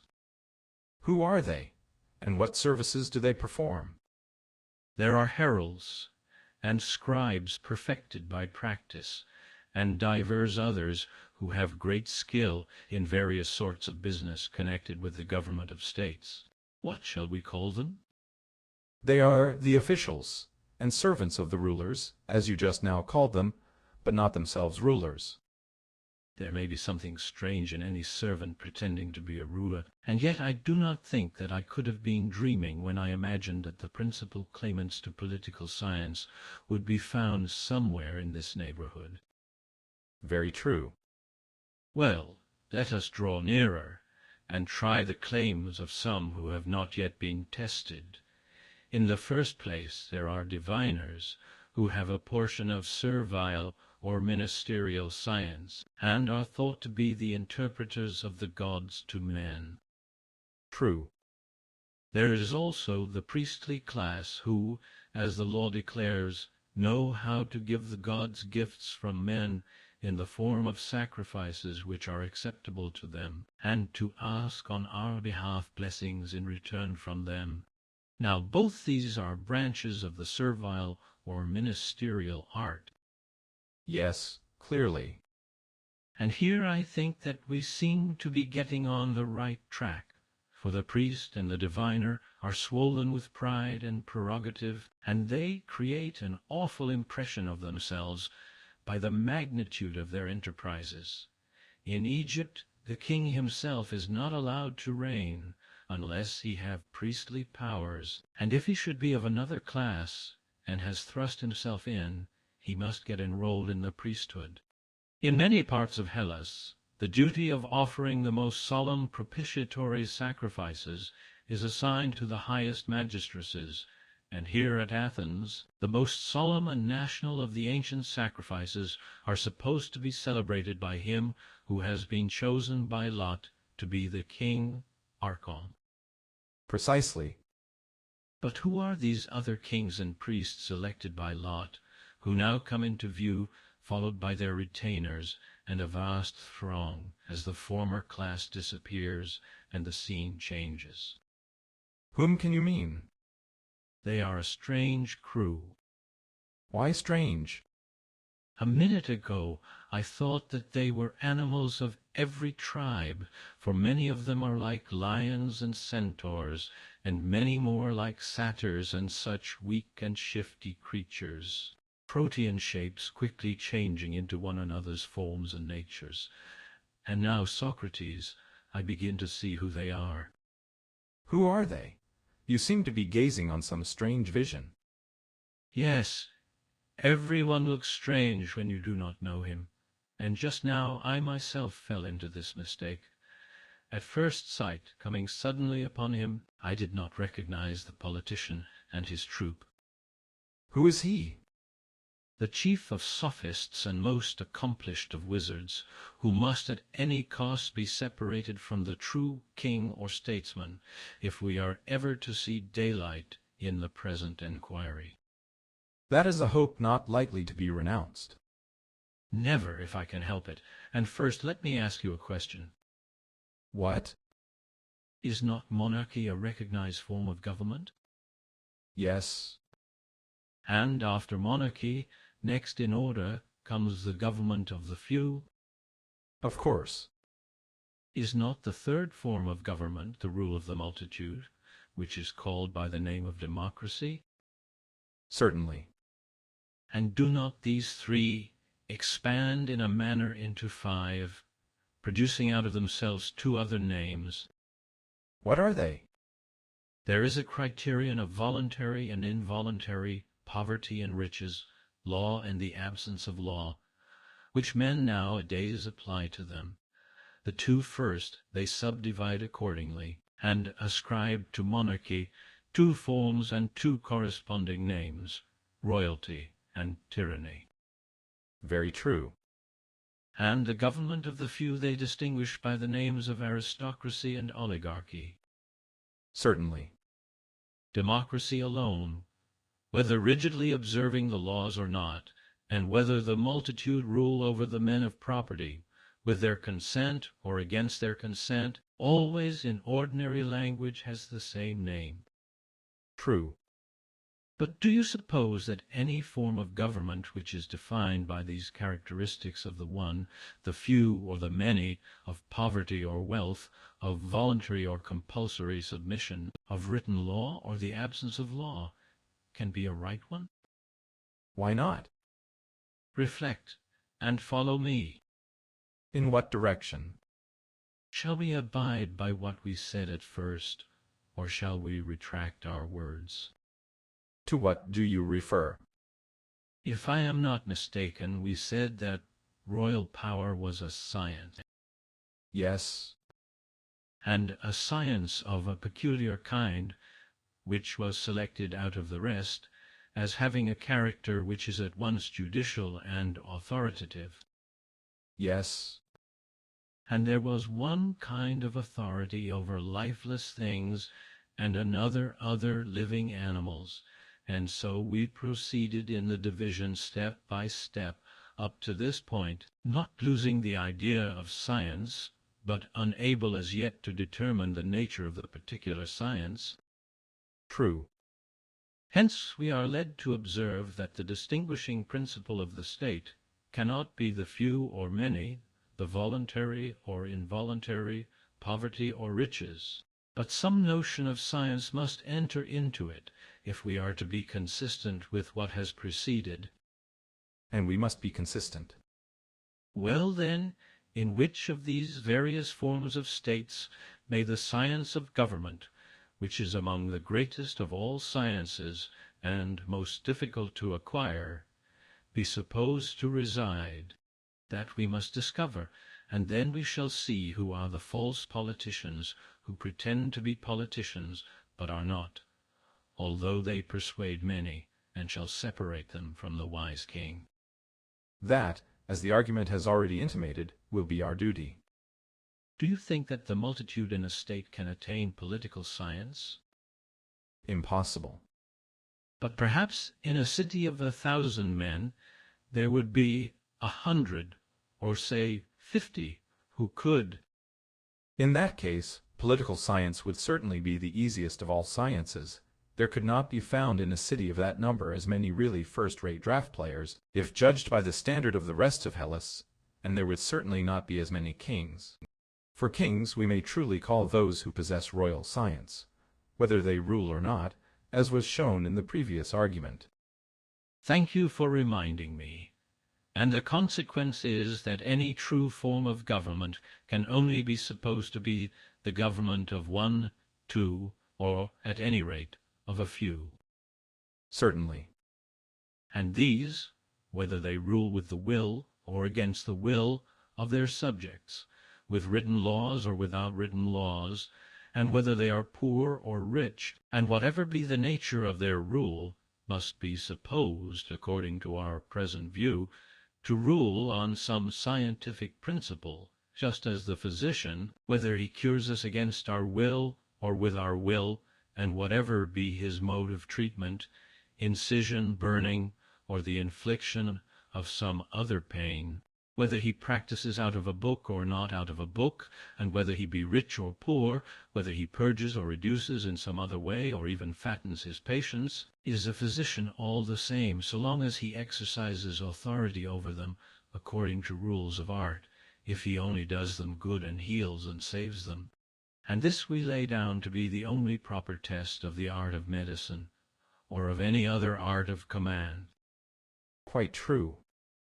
Then that can be the only true form of government in which the governors are really found to possess science, and are not mere pretenders, whether they rule according to law or without law, over willing or unwilling subjects, and are rich or poor themselves.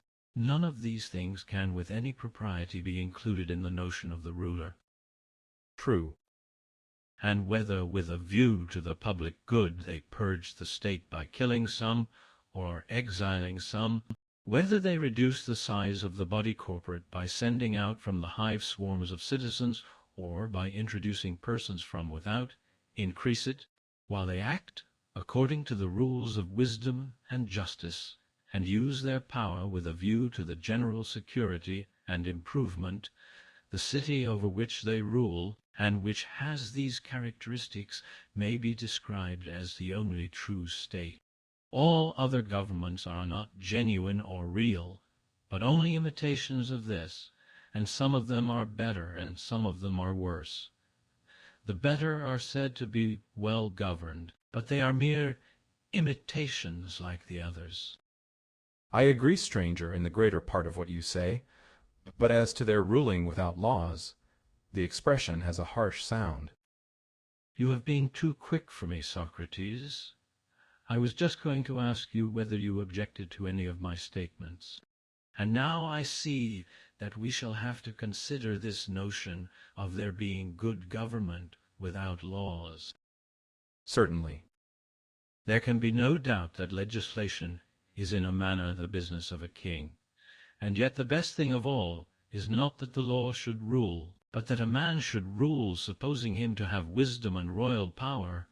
Do you see why this is? Why? Because the law does not perfectly comprehend what is noblest and most just for all, and therefore cannot enforce what is best. The differences of men and actions, and the endless irregular movements of human things, do not admit of any universal and simple rule, and no art whatsoever can lay down a rule which will last for all time. Of course not.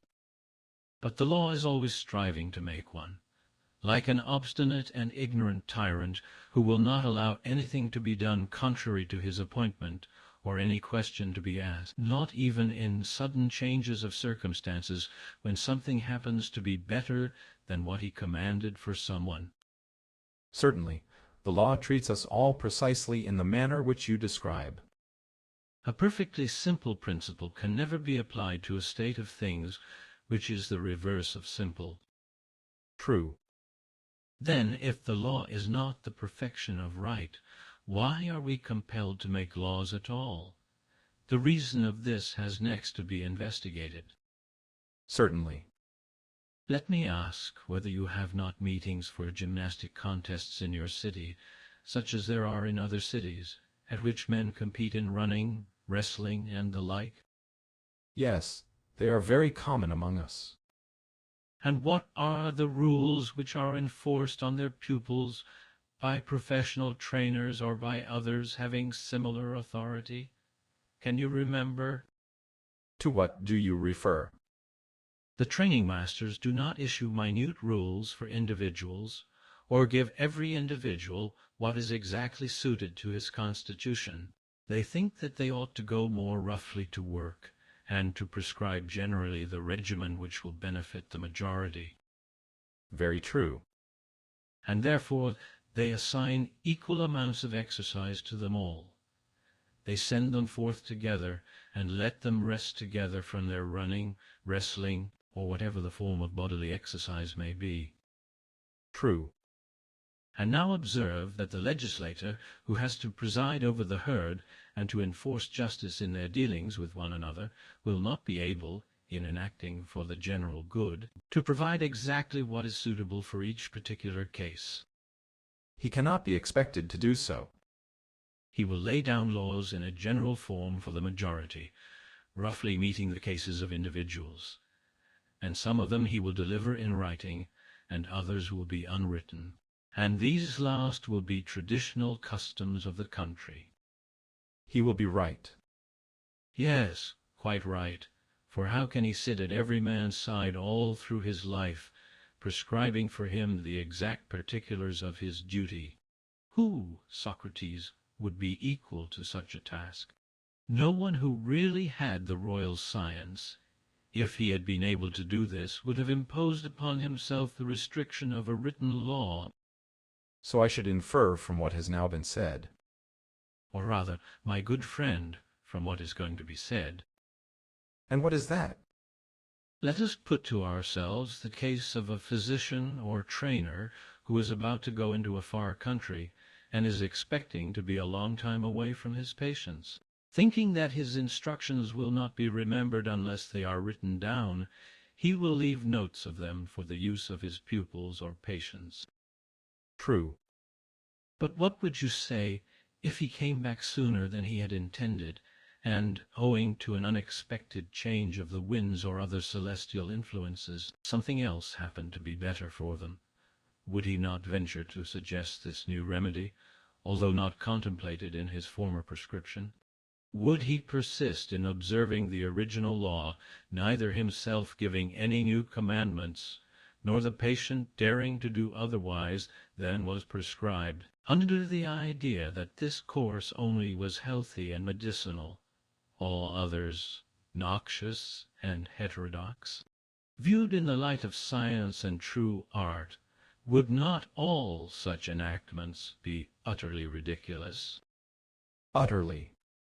And if he who gave laws, written or unwritten, determining what was good or bad, honorable or dishonorable, just or unjust, to the tribes of men who flock together in their several cities and are governed in accordance with them, if, I say, the wise legislator were suddenly to come again, or another like to him, is he to be prohibited from changing them?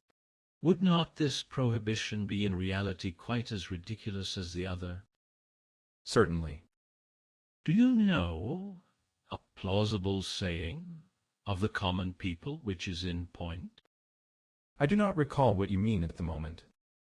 They say that if anyone knows how the ancient laws may be improved, he must first persuade his own state of the improvement, and then he may legislate, but not otherwise.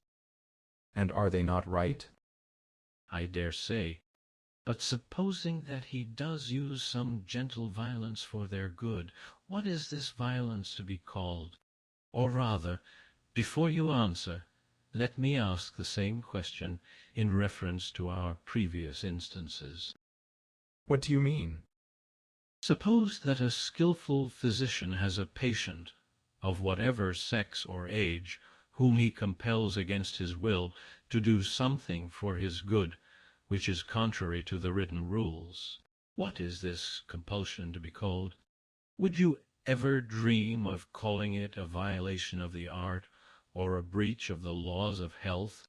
Nothing could be more unjust than for the patient to whom such violence is applied to charge the physician who practices the violence with wanting skill or aggravating his disease. Most true. In the political art, error is not called disease, but evil, or disgrace, or injustice. Quite true.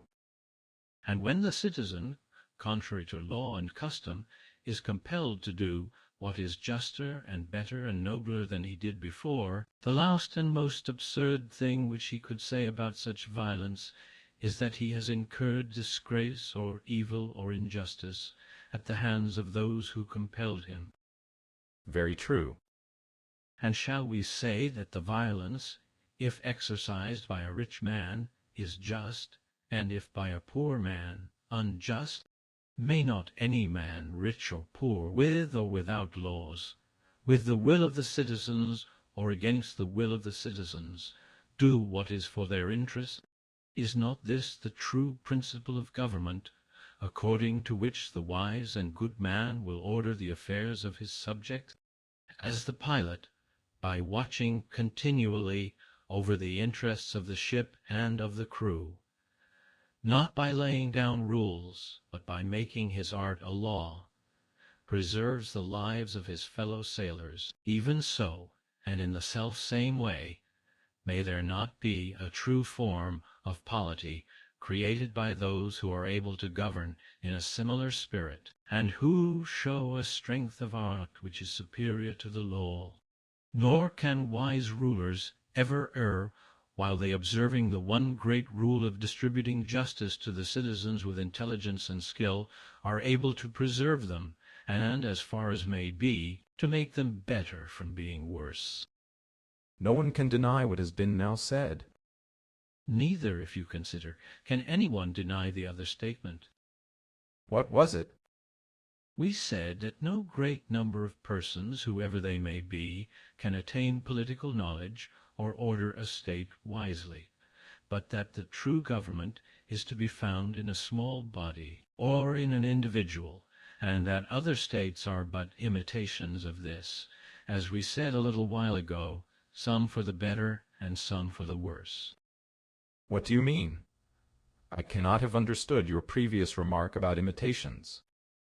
And yet the mere suggestion which I hastily threw out is highly important, even if we leave the question where it is, and do not seek by the discussion of it to expose the error which prevails in this matter. What do you mean? The idea which has to be grasped by us is not easy or familiar, but we may attempt to express it thus. Supposing the government of which I have been speaking to be the only true model, then the others must use the written laws of this. In no other way can they be saved. They will have to do what is now generally approved, although not the best thing in the world. What is this? No citizen should do anything contrary to the laws, and any infringement of them should be punished with death and the most extreme penalties. And this is very right and good when regarded as the second best thing, if you set aside the first, of which I was just now speaking. Shall I explain the nature of what I call the second best? By all means. I must again have recourse to my favorite images. Through them, and them alone, can I describe kings and rulers. What images? The noble pilot and the wise physician, who's worth many another man. In the similitude of these, let us endeavor to discover some image of the king. What sort of an image? Well, such as this, every man will reflect that he suffers strange things at the hands of both of them. The physician saves any whom he wishes to save, and any whom he wishes to maltreat, he maltreats, cutting or burning them, and at the same time requiring them to bring him payments, which are a sort of tribute, of which little or nothing is spent upon the sick man, and the greater part is consumed by him and his domestics. And the finale is that he receives money from the relations of the sick man or from some enemy of his, and puts him out of the way. And the pilots of ships are guilty of numberless evil deeds of the same kind. They intentionally play false and leave you ashore when the hour of sailing arrives. Or they cause mishaps at sea and cast away their freight, and are guilty of other rogueries. Now suppose that we, bearing all this in mind, were to determine, after consideration, that neither of these arts shall any longer be allowed to exercise absolute control, either over freemen or over slaves, but that we will summon an assembly either of all the people or of the rich only, that anybody who likes, whatever may be his calling, or even if he have no calling, may offer an opinion, either about seamanship or about diseases, whether as to the manner in which physics or surgical instruments are to be applied to the patient, or again about the vessels and the nautical implements which are required in navigation, and how to meet the dangers of winds and waves which are incidental to the voyage, how to behave when encountering pirates, and what is to be done with the old-fashioned galleys if they have to fight with others of a similar build, and that whatever shall be decreed by the multitude on these points, upon the advice of persons skilled or unskilled, shall be written down on triangular tablets and columns, or enacted, although unwritten to be national customs, and that, in all future time, vessels shall be navigated and remedies administered to the patient after this fashion. What a strange notion! Suppose further that the pilots and physicians are appointed annually, either out of the rich or out of the whole people, and that they are elected by lot, and that after their election they navigate vessels and heal the sick according to the written rule. Worse and worse. But hear what follows. When the year of office has expired, the pilot or physician has to come before a court of review, in which the judges are either selected from the wealthy classes or chosen by lot out of the whole people, and anybody who pleases may be their accuser, and may lay to their charge that during the past year they have not navigated their vessels or healed their patients according to the letter of the law and the ancient customs of their ancestors. And if either of them is condemned, some of the judges must fix what he is to suffer or pay. He who is willing to take a command under such conditions deserves to suffer any penalty.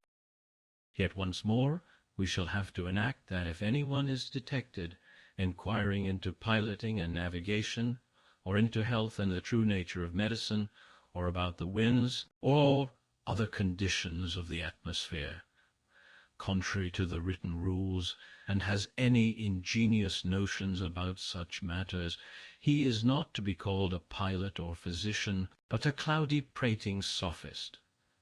Further, on the ground that he is a corrupter of the young, who would persuade them to follow the art of medicine or piloting in an unlawful manner, and to exercise an arbitrary rule over their patients or ships, anyone who is qualified by law may inform against him and indict him in some court, and then, if he is found to be persuading any, whether young or old, to act contrary to the written law, he is to be punished with the utmost rigor.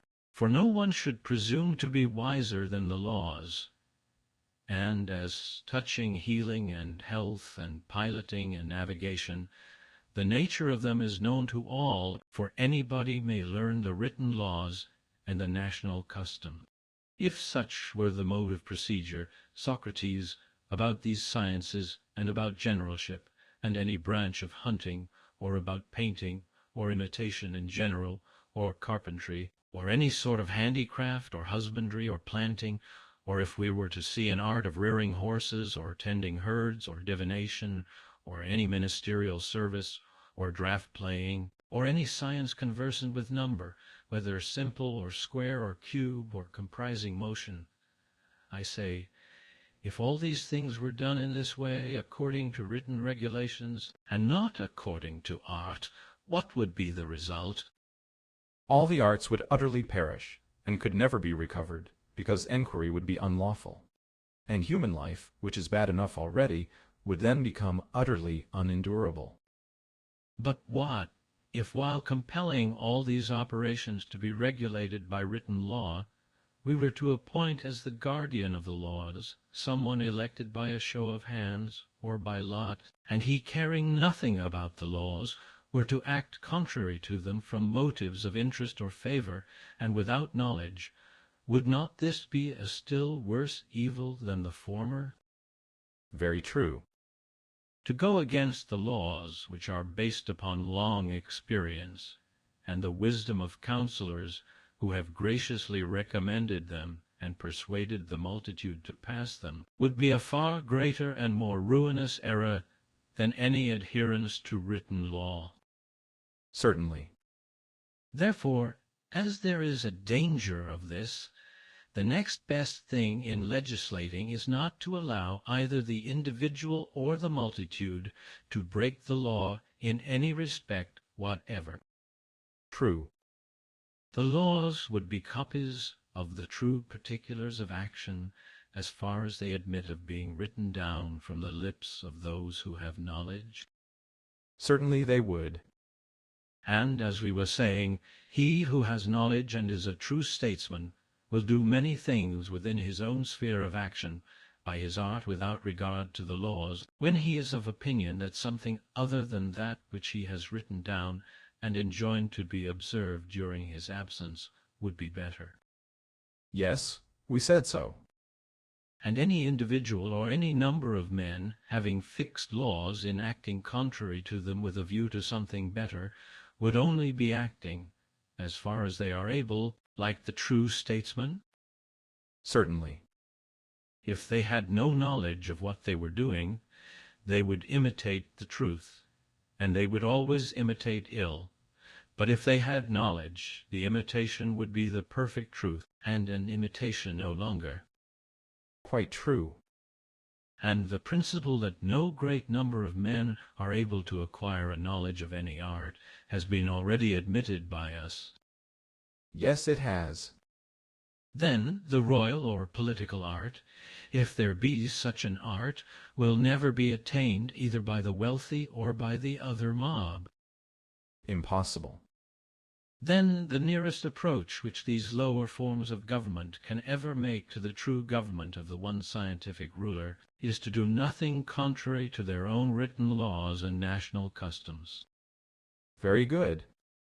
When the rich imitate the true form, such a government is called aristocracy, and when they are regardless of the laws, oligarchy. True. Or again, when an individual rules according to law in imitation of him who knows, we call him a king. And if he rules according to law, we give him the same name, whether he rules with opinion or with knowledge. To be sure.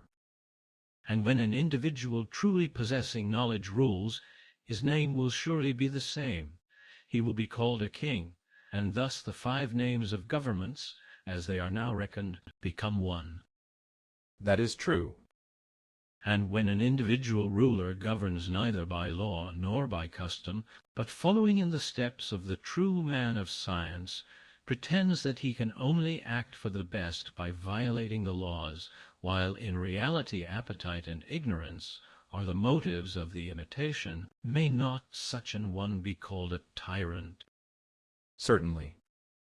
And this we believe to be the origin of the tyrant and the king, of oligarchies and aristocracies and democracies, because men are offended at the one monarch, and can never be made to believe that anyone can be worthy of such authority, or is able and willing in the spirit of virtue and knowledge to act justly and holily to all.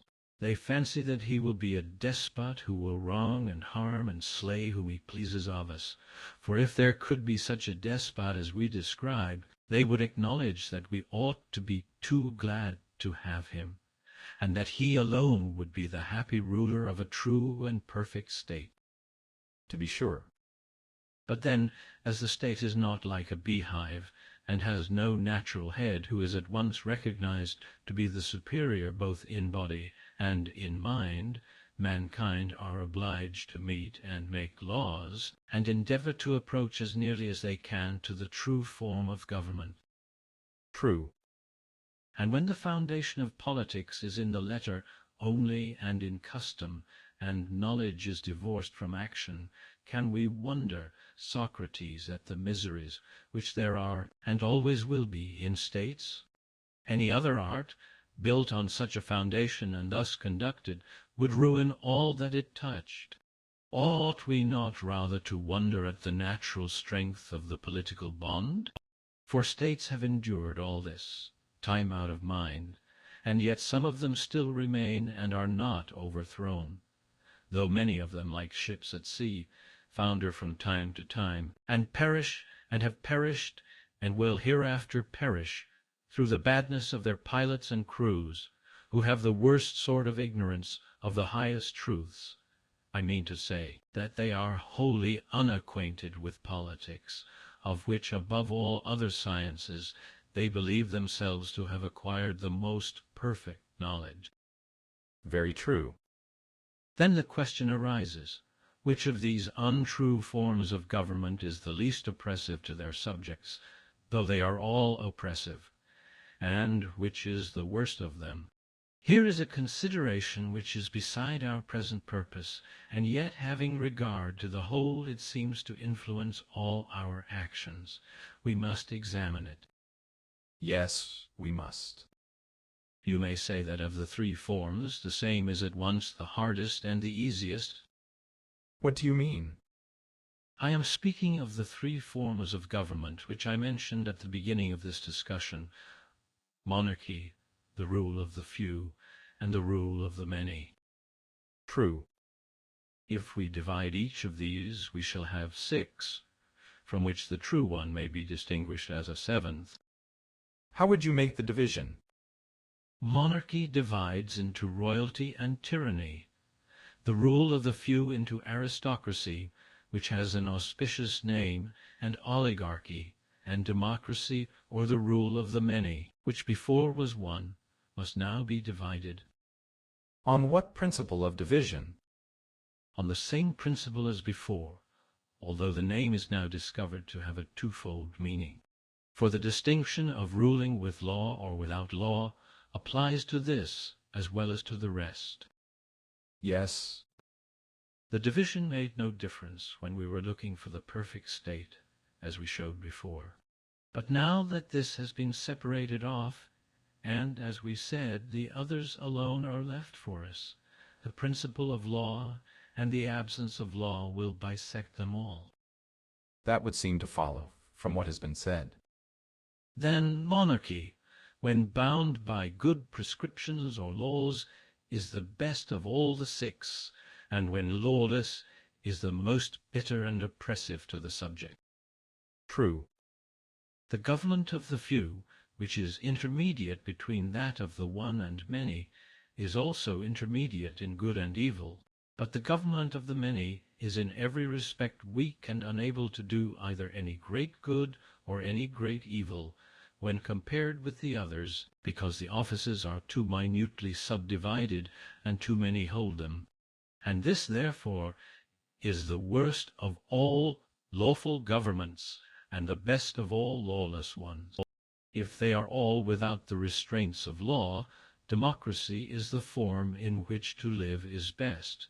If they are well ordered, then this is the last which you should choose, as royalty. The first form is the best, with the exception of the 7th, for that excels them all, and is among states what God is among men. You are quite right, and we should choose that above all. The members of all these states, with the exception of the one which has knowledge, may be set aside as being not statesmen but partisans, upholders of the most monstrous idols, and themselves idols. And, being the greatest imitators and magicians, they are also the greatest of sophists. The name of sophist, after many windings in the argument, appears to have been most justly fixed upon the politicians, as they are termed. And so our satiric drama has been played out, and the troupe of centaurs and satyrs, however unwilling to leave the stage, have at last been separated from the political science. So I perceive. There remain, however, natures still more troublesome, because they are more nearly akin to the king, and more difficult to discern. The examination of them may be compared to the process of refining gold. What is your meaning? The workmen begin by sifting away the earth and stones and the like.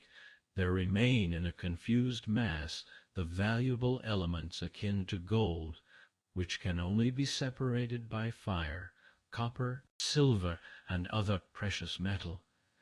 These are at last refined away by the use of tests, until the gold is left quite pure. Yes, that is the way in which these things are said to be done. In like manner, all alien and uncongenial matter has been separated from political science, and what is precious and of a kindred nature has been left. There remain the nobler arts of the general and the judge, and the higher sort of oratory, which is an ally of the royal art, and persuades men to do justice, and assists in guiding the helm of states. How can we best clear away all these, leaving him whom we seek alone and unalloyed? That is obviously what has in some way to be attempted. If the attempt is all that is wanting, he shall certainly be brought to light, and I think that the illustration of music may assist in exhibiting him. Please to answer me a question. What question? There is such a thing as learning music or handicraft arts in general? There is. And is there any higher art or science having power to decide which of these arts are and are not to be learned? What do you say? I should answer that there is. And do we acknowledge this science to be different from the others? Yes. And ought the other sciences to be superior to this, or no single science to any other? Or ought this science to be the overseer and governor of all the others? The latter. You mean to say that the science which judges whether we ought to learn or not must be superior to the science which is learned or which teaches? Far superior. And the science which determines whether we ought to persuade or not must be superior to the science which is able to persuade? Of course. Very good.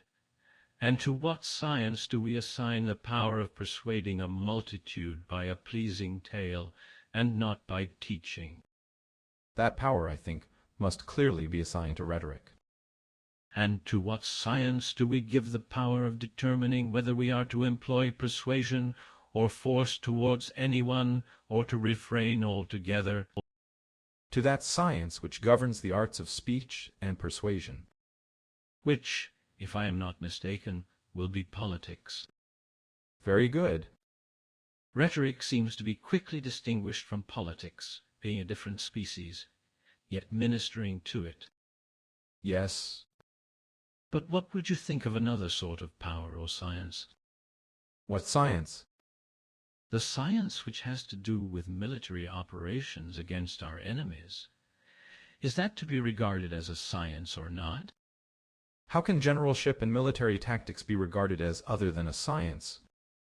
And is the art which is able and knows how to advise when we are to go to war or to make peace the same as this or different?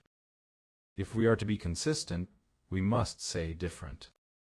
And we must also suppose that this rules the other, if we are not to give up our former notion. True. And considering how great and terrible the whole art of war is, can we imagine any which is superior to it but the truly royal?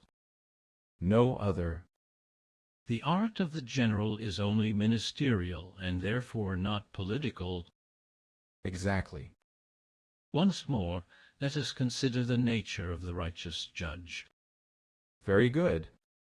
Does he do anything but decide the dealings of men with one another to be just or unjust in accordance with the standard which he receives from the king and legislator, showing his own peculiar virtue only in this, that he is not perverted by gifts or fears or pity, or by any sort of favor or enmity, into deciding the suits of men with one another contrary to the appointment of the legislator?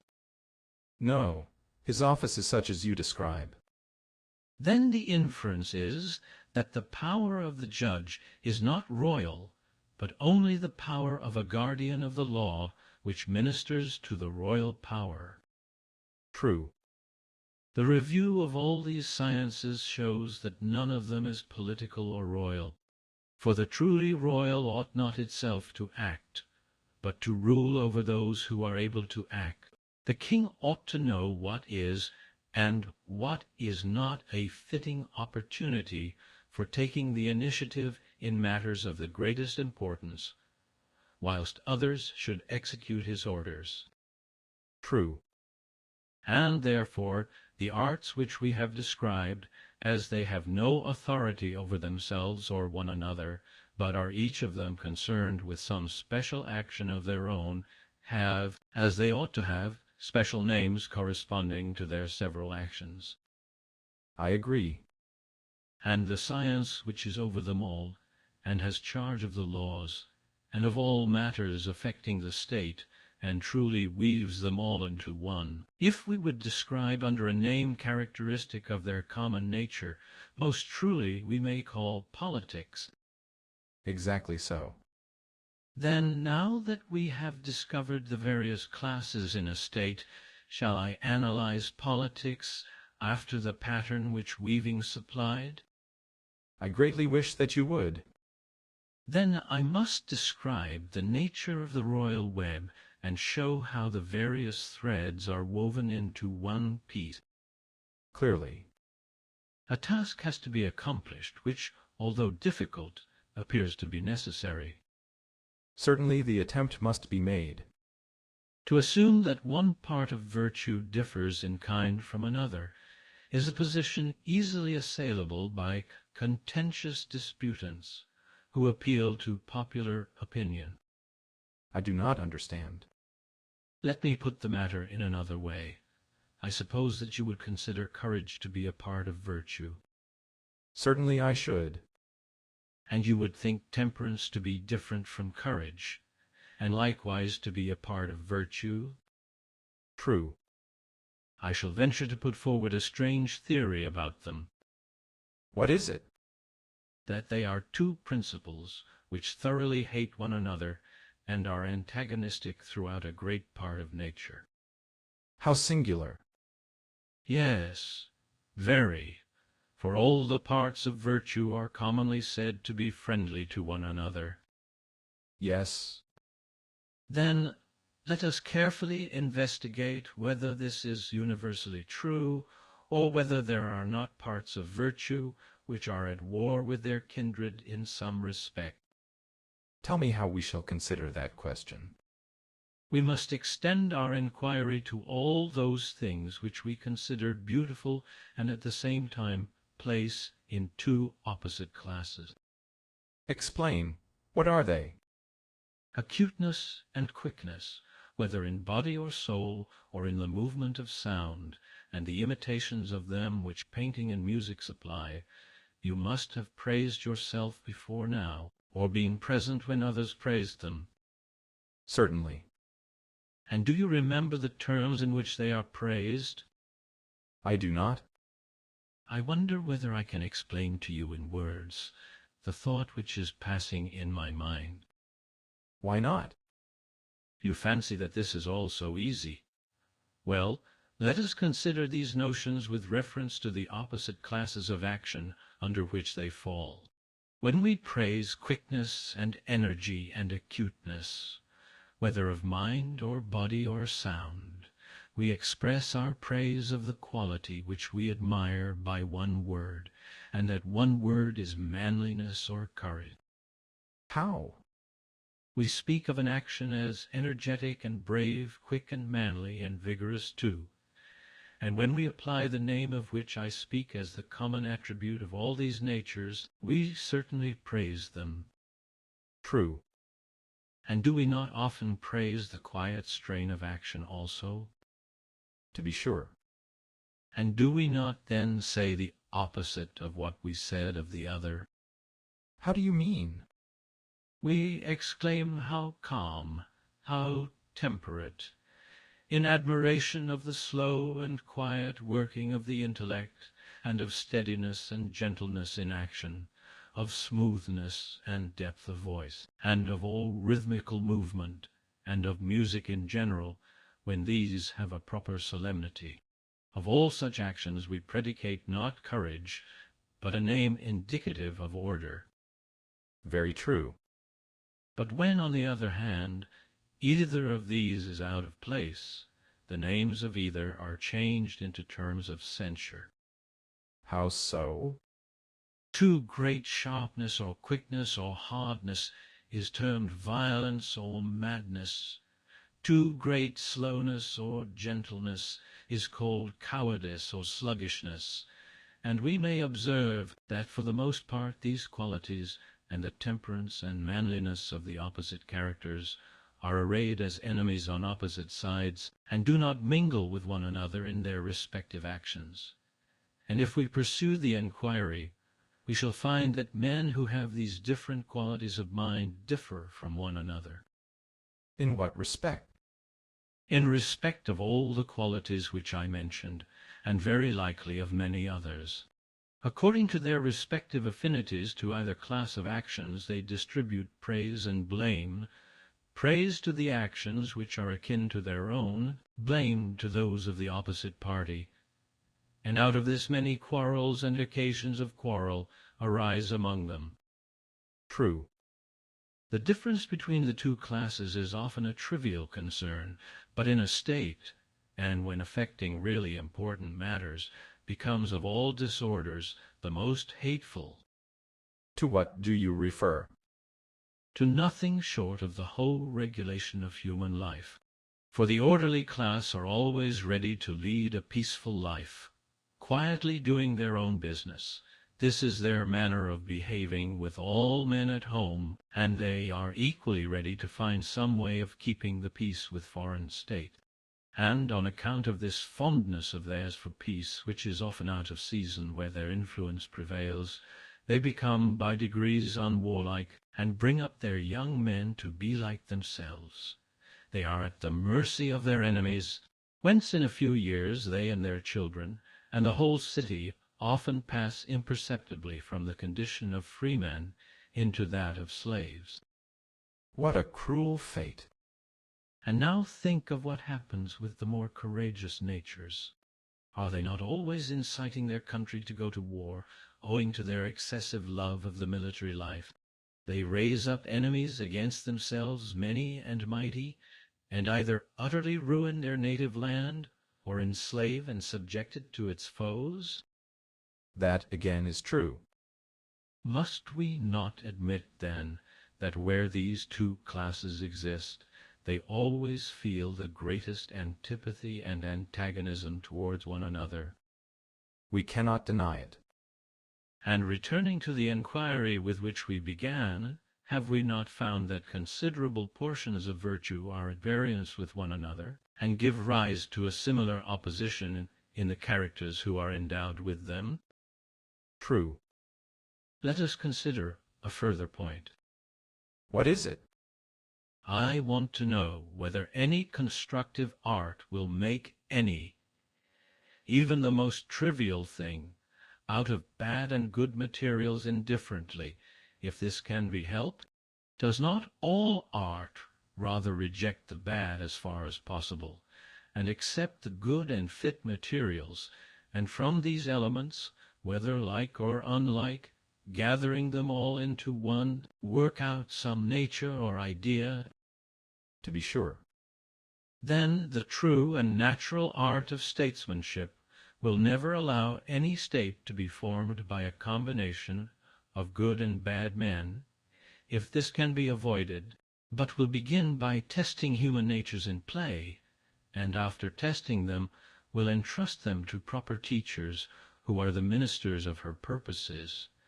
She will herself give orders and maintain authority, just as the art of weaving continually gives orders and maintains authority over the carders and all the others who prepare the material for the work, commanding the subsidiary arts to execute the works which she deems necessary for making the web.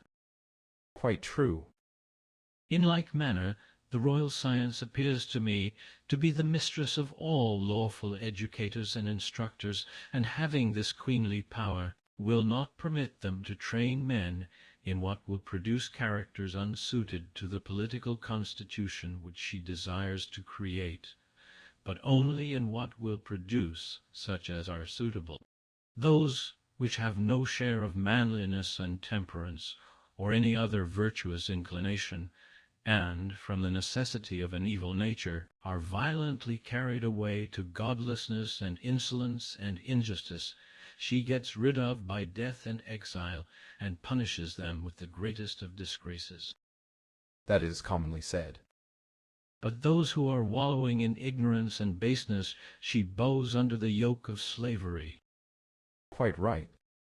The rest of the citizens, out of whom, if they have education, something noble may be made, and who are capable of being united by the statesman, the kingly art blends and weaves together, taking on the one hand those whose natures tend rather to courage, which is the stronger element and may be regarded as the war, and on the other hand those which incline to order and gentleness, and which are represented in the figure as spun thick and soft, after the manner of the wolf. These, which are naturally opposed, she seeks to bind and weave together in the following manner. In what manner? First of all, she takes the eternal element of the soul and binds it with a divine cord to which it is akin, and then the animal nature, and binds that with human cords. I do not understand what you mean. The meaning is that the opinion about the honorable and the just and good and their opposites, which is true and confirmed by reason, is a divine principle, and when implanted in the soul is implanted, as I maintain, in a nature of heavenly birth. Yes, what else should it be? Only the statesman and the good legislator, having the inspiration of the royal muse, can implant this opinion, and he only in the rightly educated, whom we were just now describing. Likely enough. But him who cannot, we will not designate by any of the names which are the subject of the present enquiry. Very right. The courageous soul, when attaining this truth, becomes civilized and rendered more capable of partaking of justice, but when not partaking, is inclined to brutality. Is not that true? Certainly. And again, the peaceful and orderly nature, if sharing in these opinions, becomes temperate and wise, as far as this may be in a state, but if not, deservedly obtains the ignominious name of silliness. Quite true. Can we say that such a connection as this will lastingly unite the evil with one another or with the good, or that any science would seriously think of using a bond of this kind to join such materials? Impossible. But in those who were originally of a noble nature, and who have been nurtured in noble ways, and in those only, may we not say that union is implanted by law, and that this is the medicine which art prescribes for them, and of all the bonds which unite the dissimilar and contrary parts of virtue, is not this as I was saying, the divinest? Very true. Where this divine bond exists, there is no difficulty in imagining, or when you have imagined, in creating the other bonds, which are human only. How is that? And what bonds do you mean? Rights of intermarriage, and ties which are formed between states by giving and taking children in marriage, or between individuals by private betrothals and espousals, for most persons form marriage connections without due regard to what is best for the procreation of children. In what way? They seek after wealth and power, which in matrimony are objects not worthy even of a serious censure. There is no need to consider them at all. More reason is there to consider the practice of those who make family their chief aim, and to indicate their error. Quite true. They act on no true principle at all. They seek their ease and receive with open arms those who are like themselves, and hate those who are unlike them, being too much influenced by feelings of dislike. How so? The quiet, orderly class seek for natures like their own, and as far as they can they marry and give in marriage exclusively in this class, and the courageous do the same. They seek natures like their own, whereas they should both do precisely the opposite. How and why is that? Because courage, when untempered by the gentler nature during many generations, may at first bloom and strengthen, but at last bursts forth into downright madness. Like enough. And then, again, the soul which is over full of modesty and has no element of courage in many successive generations is apt to grow too indolent, and at last to become utterly paralyzed and useless. That, again, is quite likely. It was of these bonds I said that there would be no difficulty in creating them, if only both classes originally held the same opinion about the honorable and good.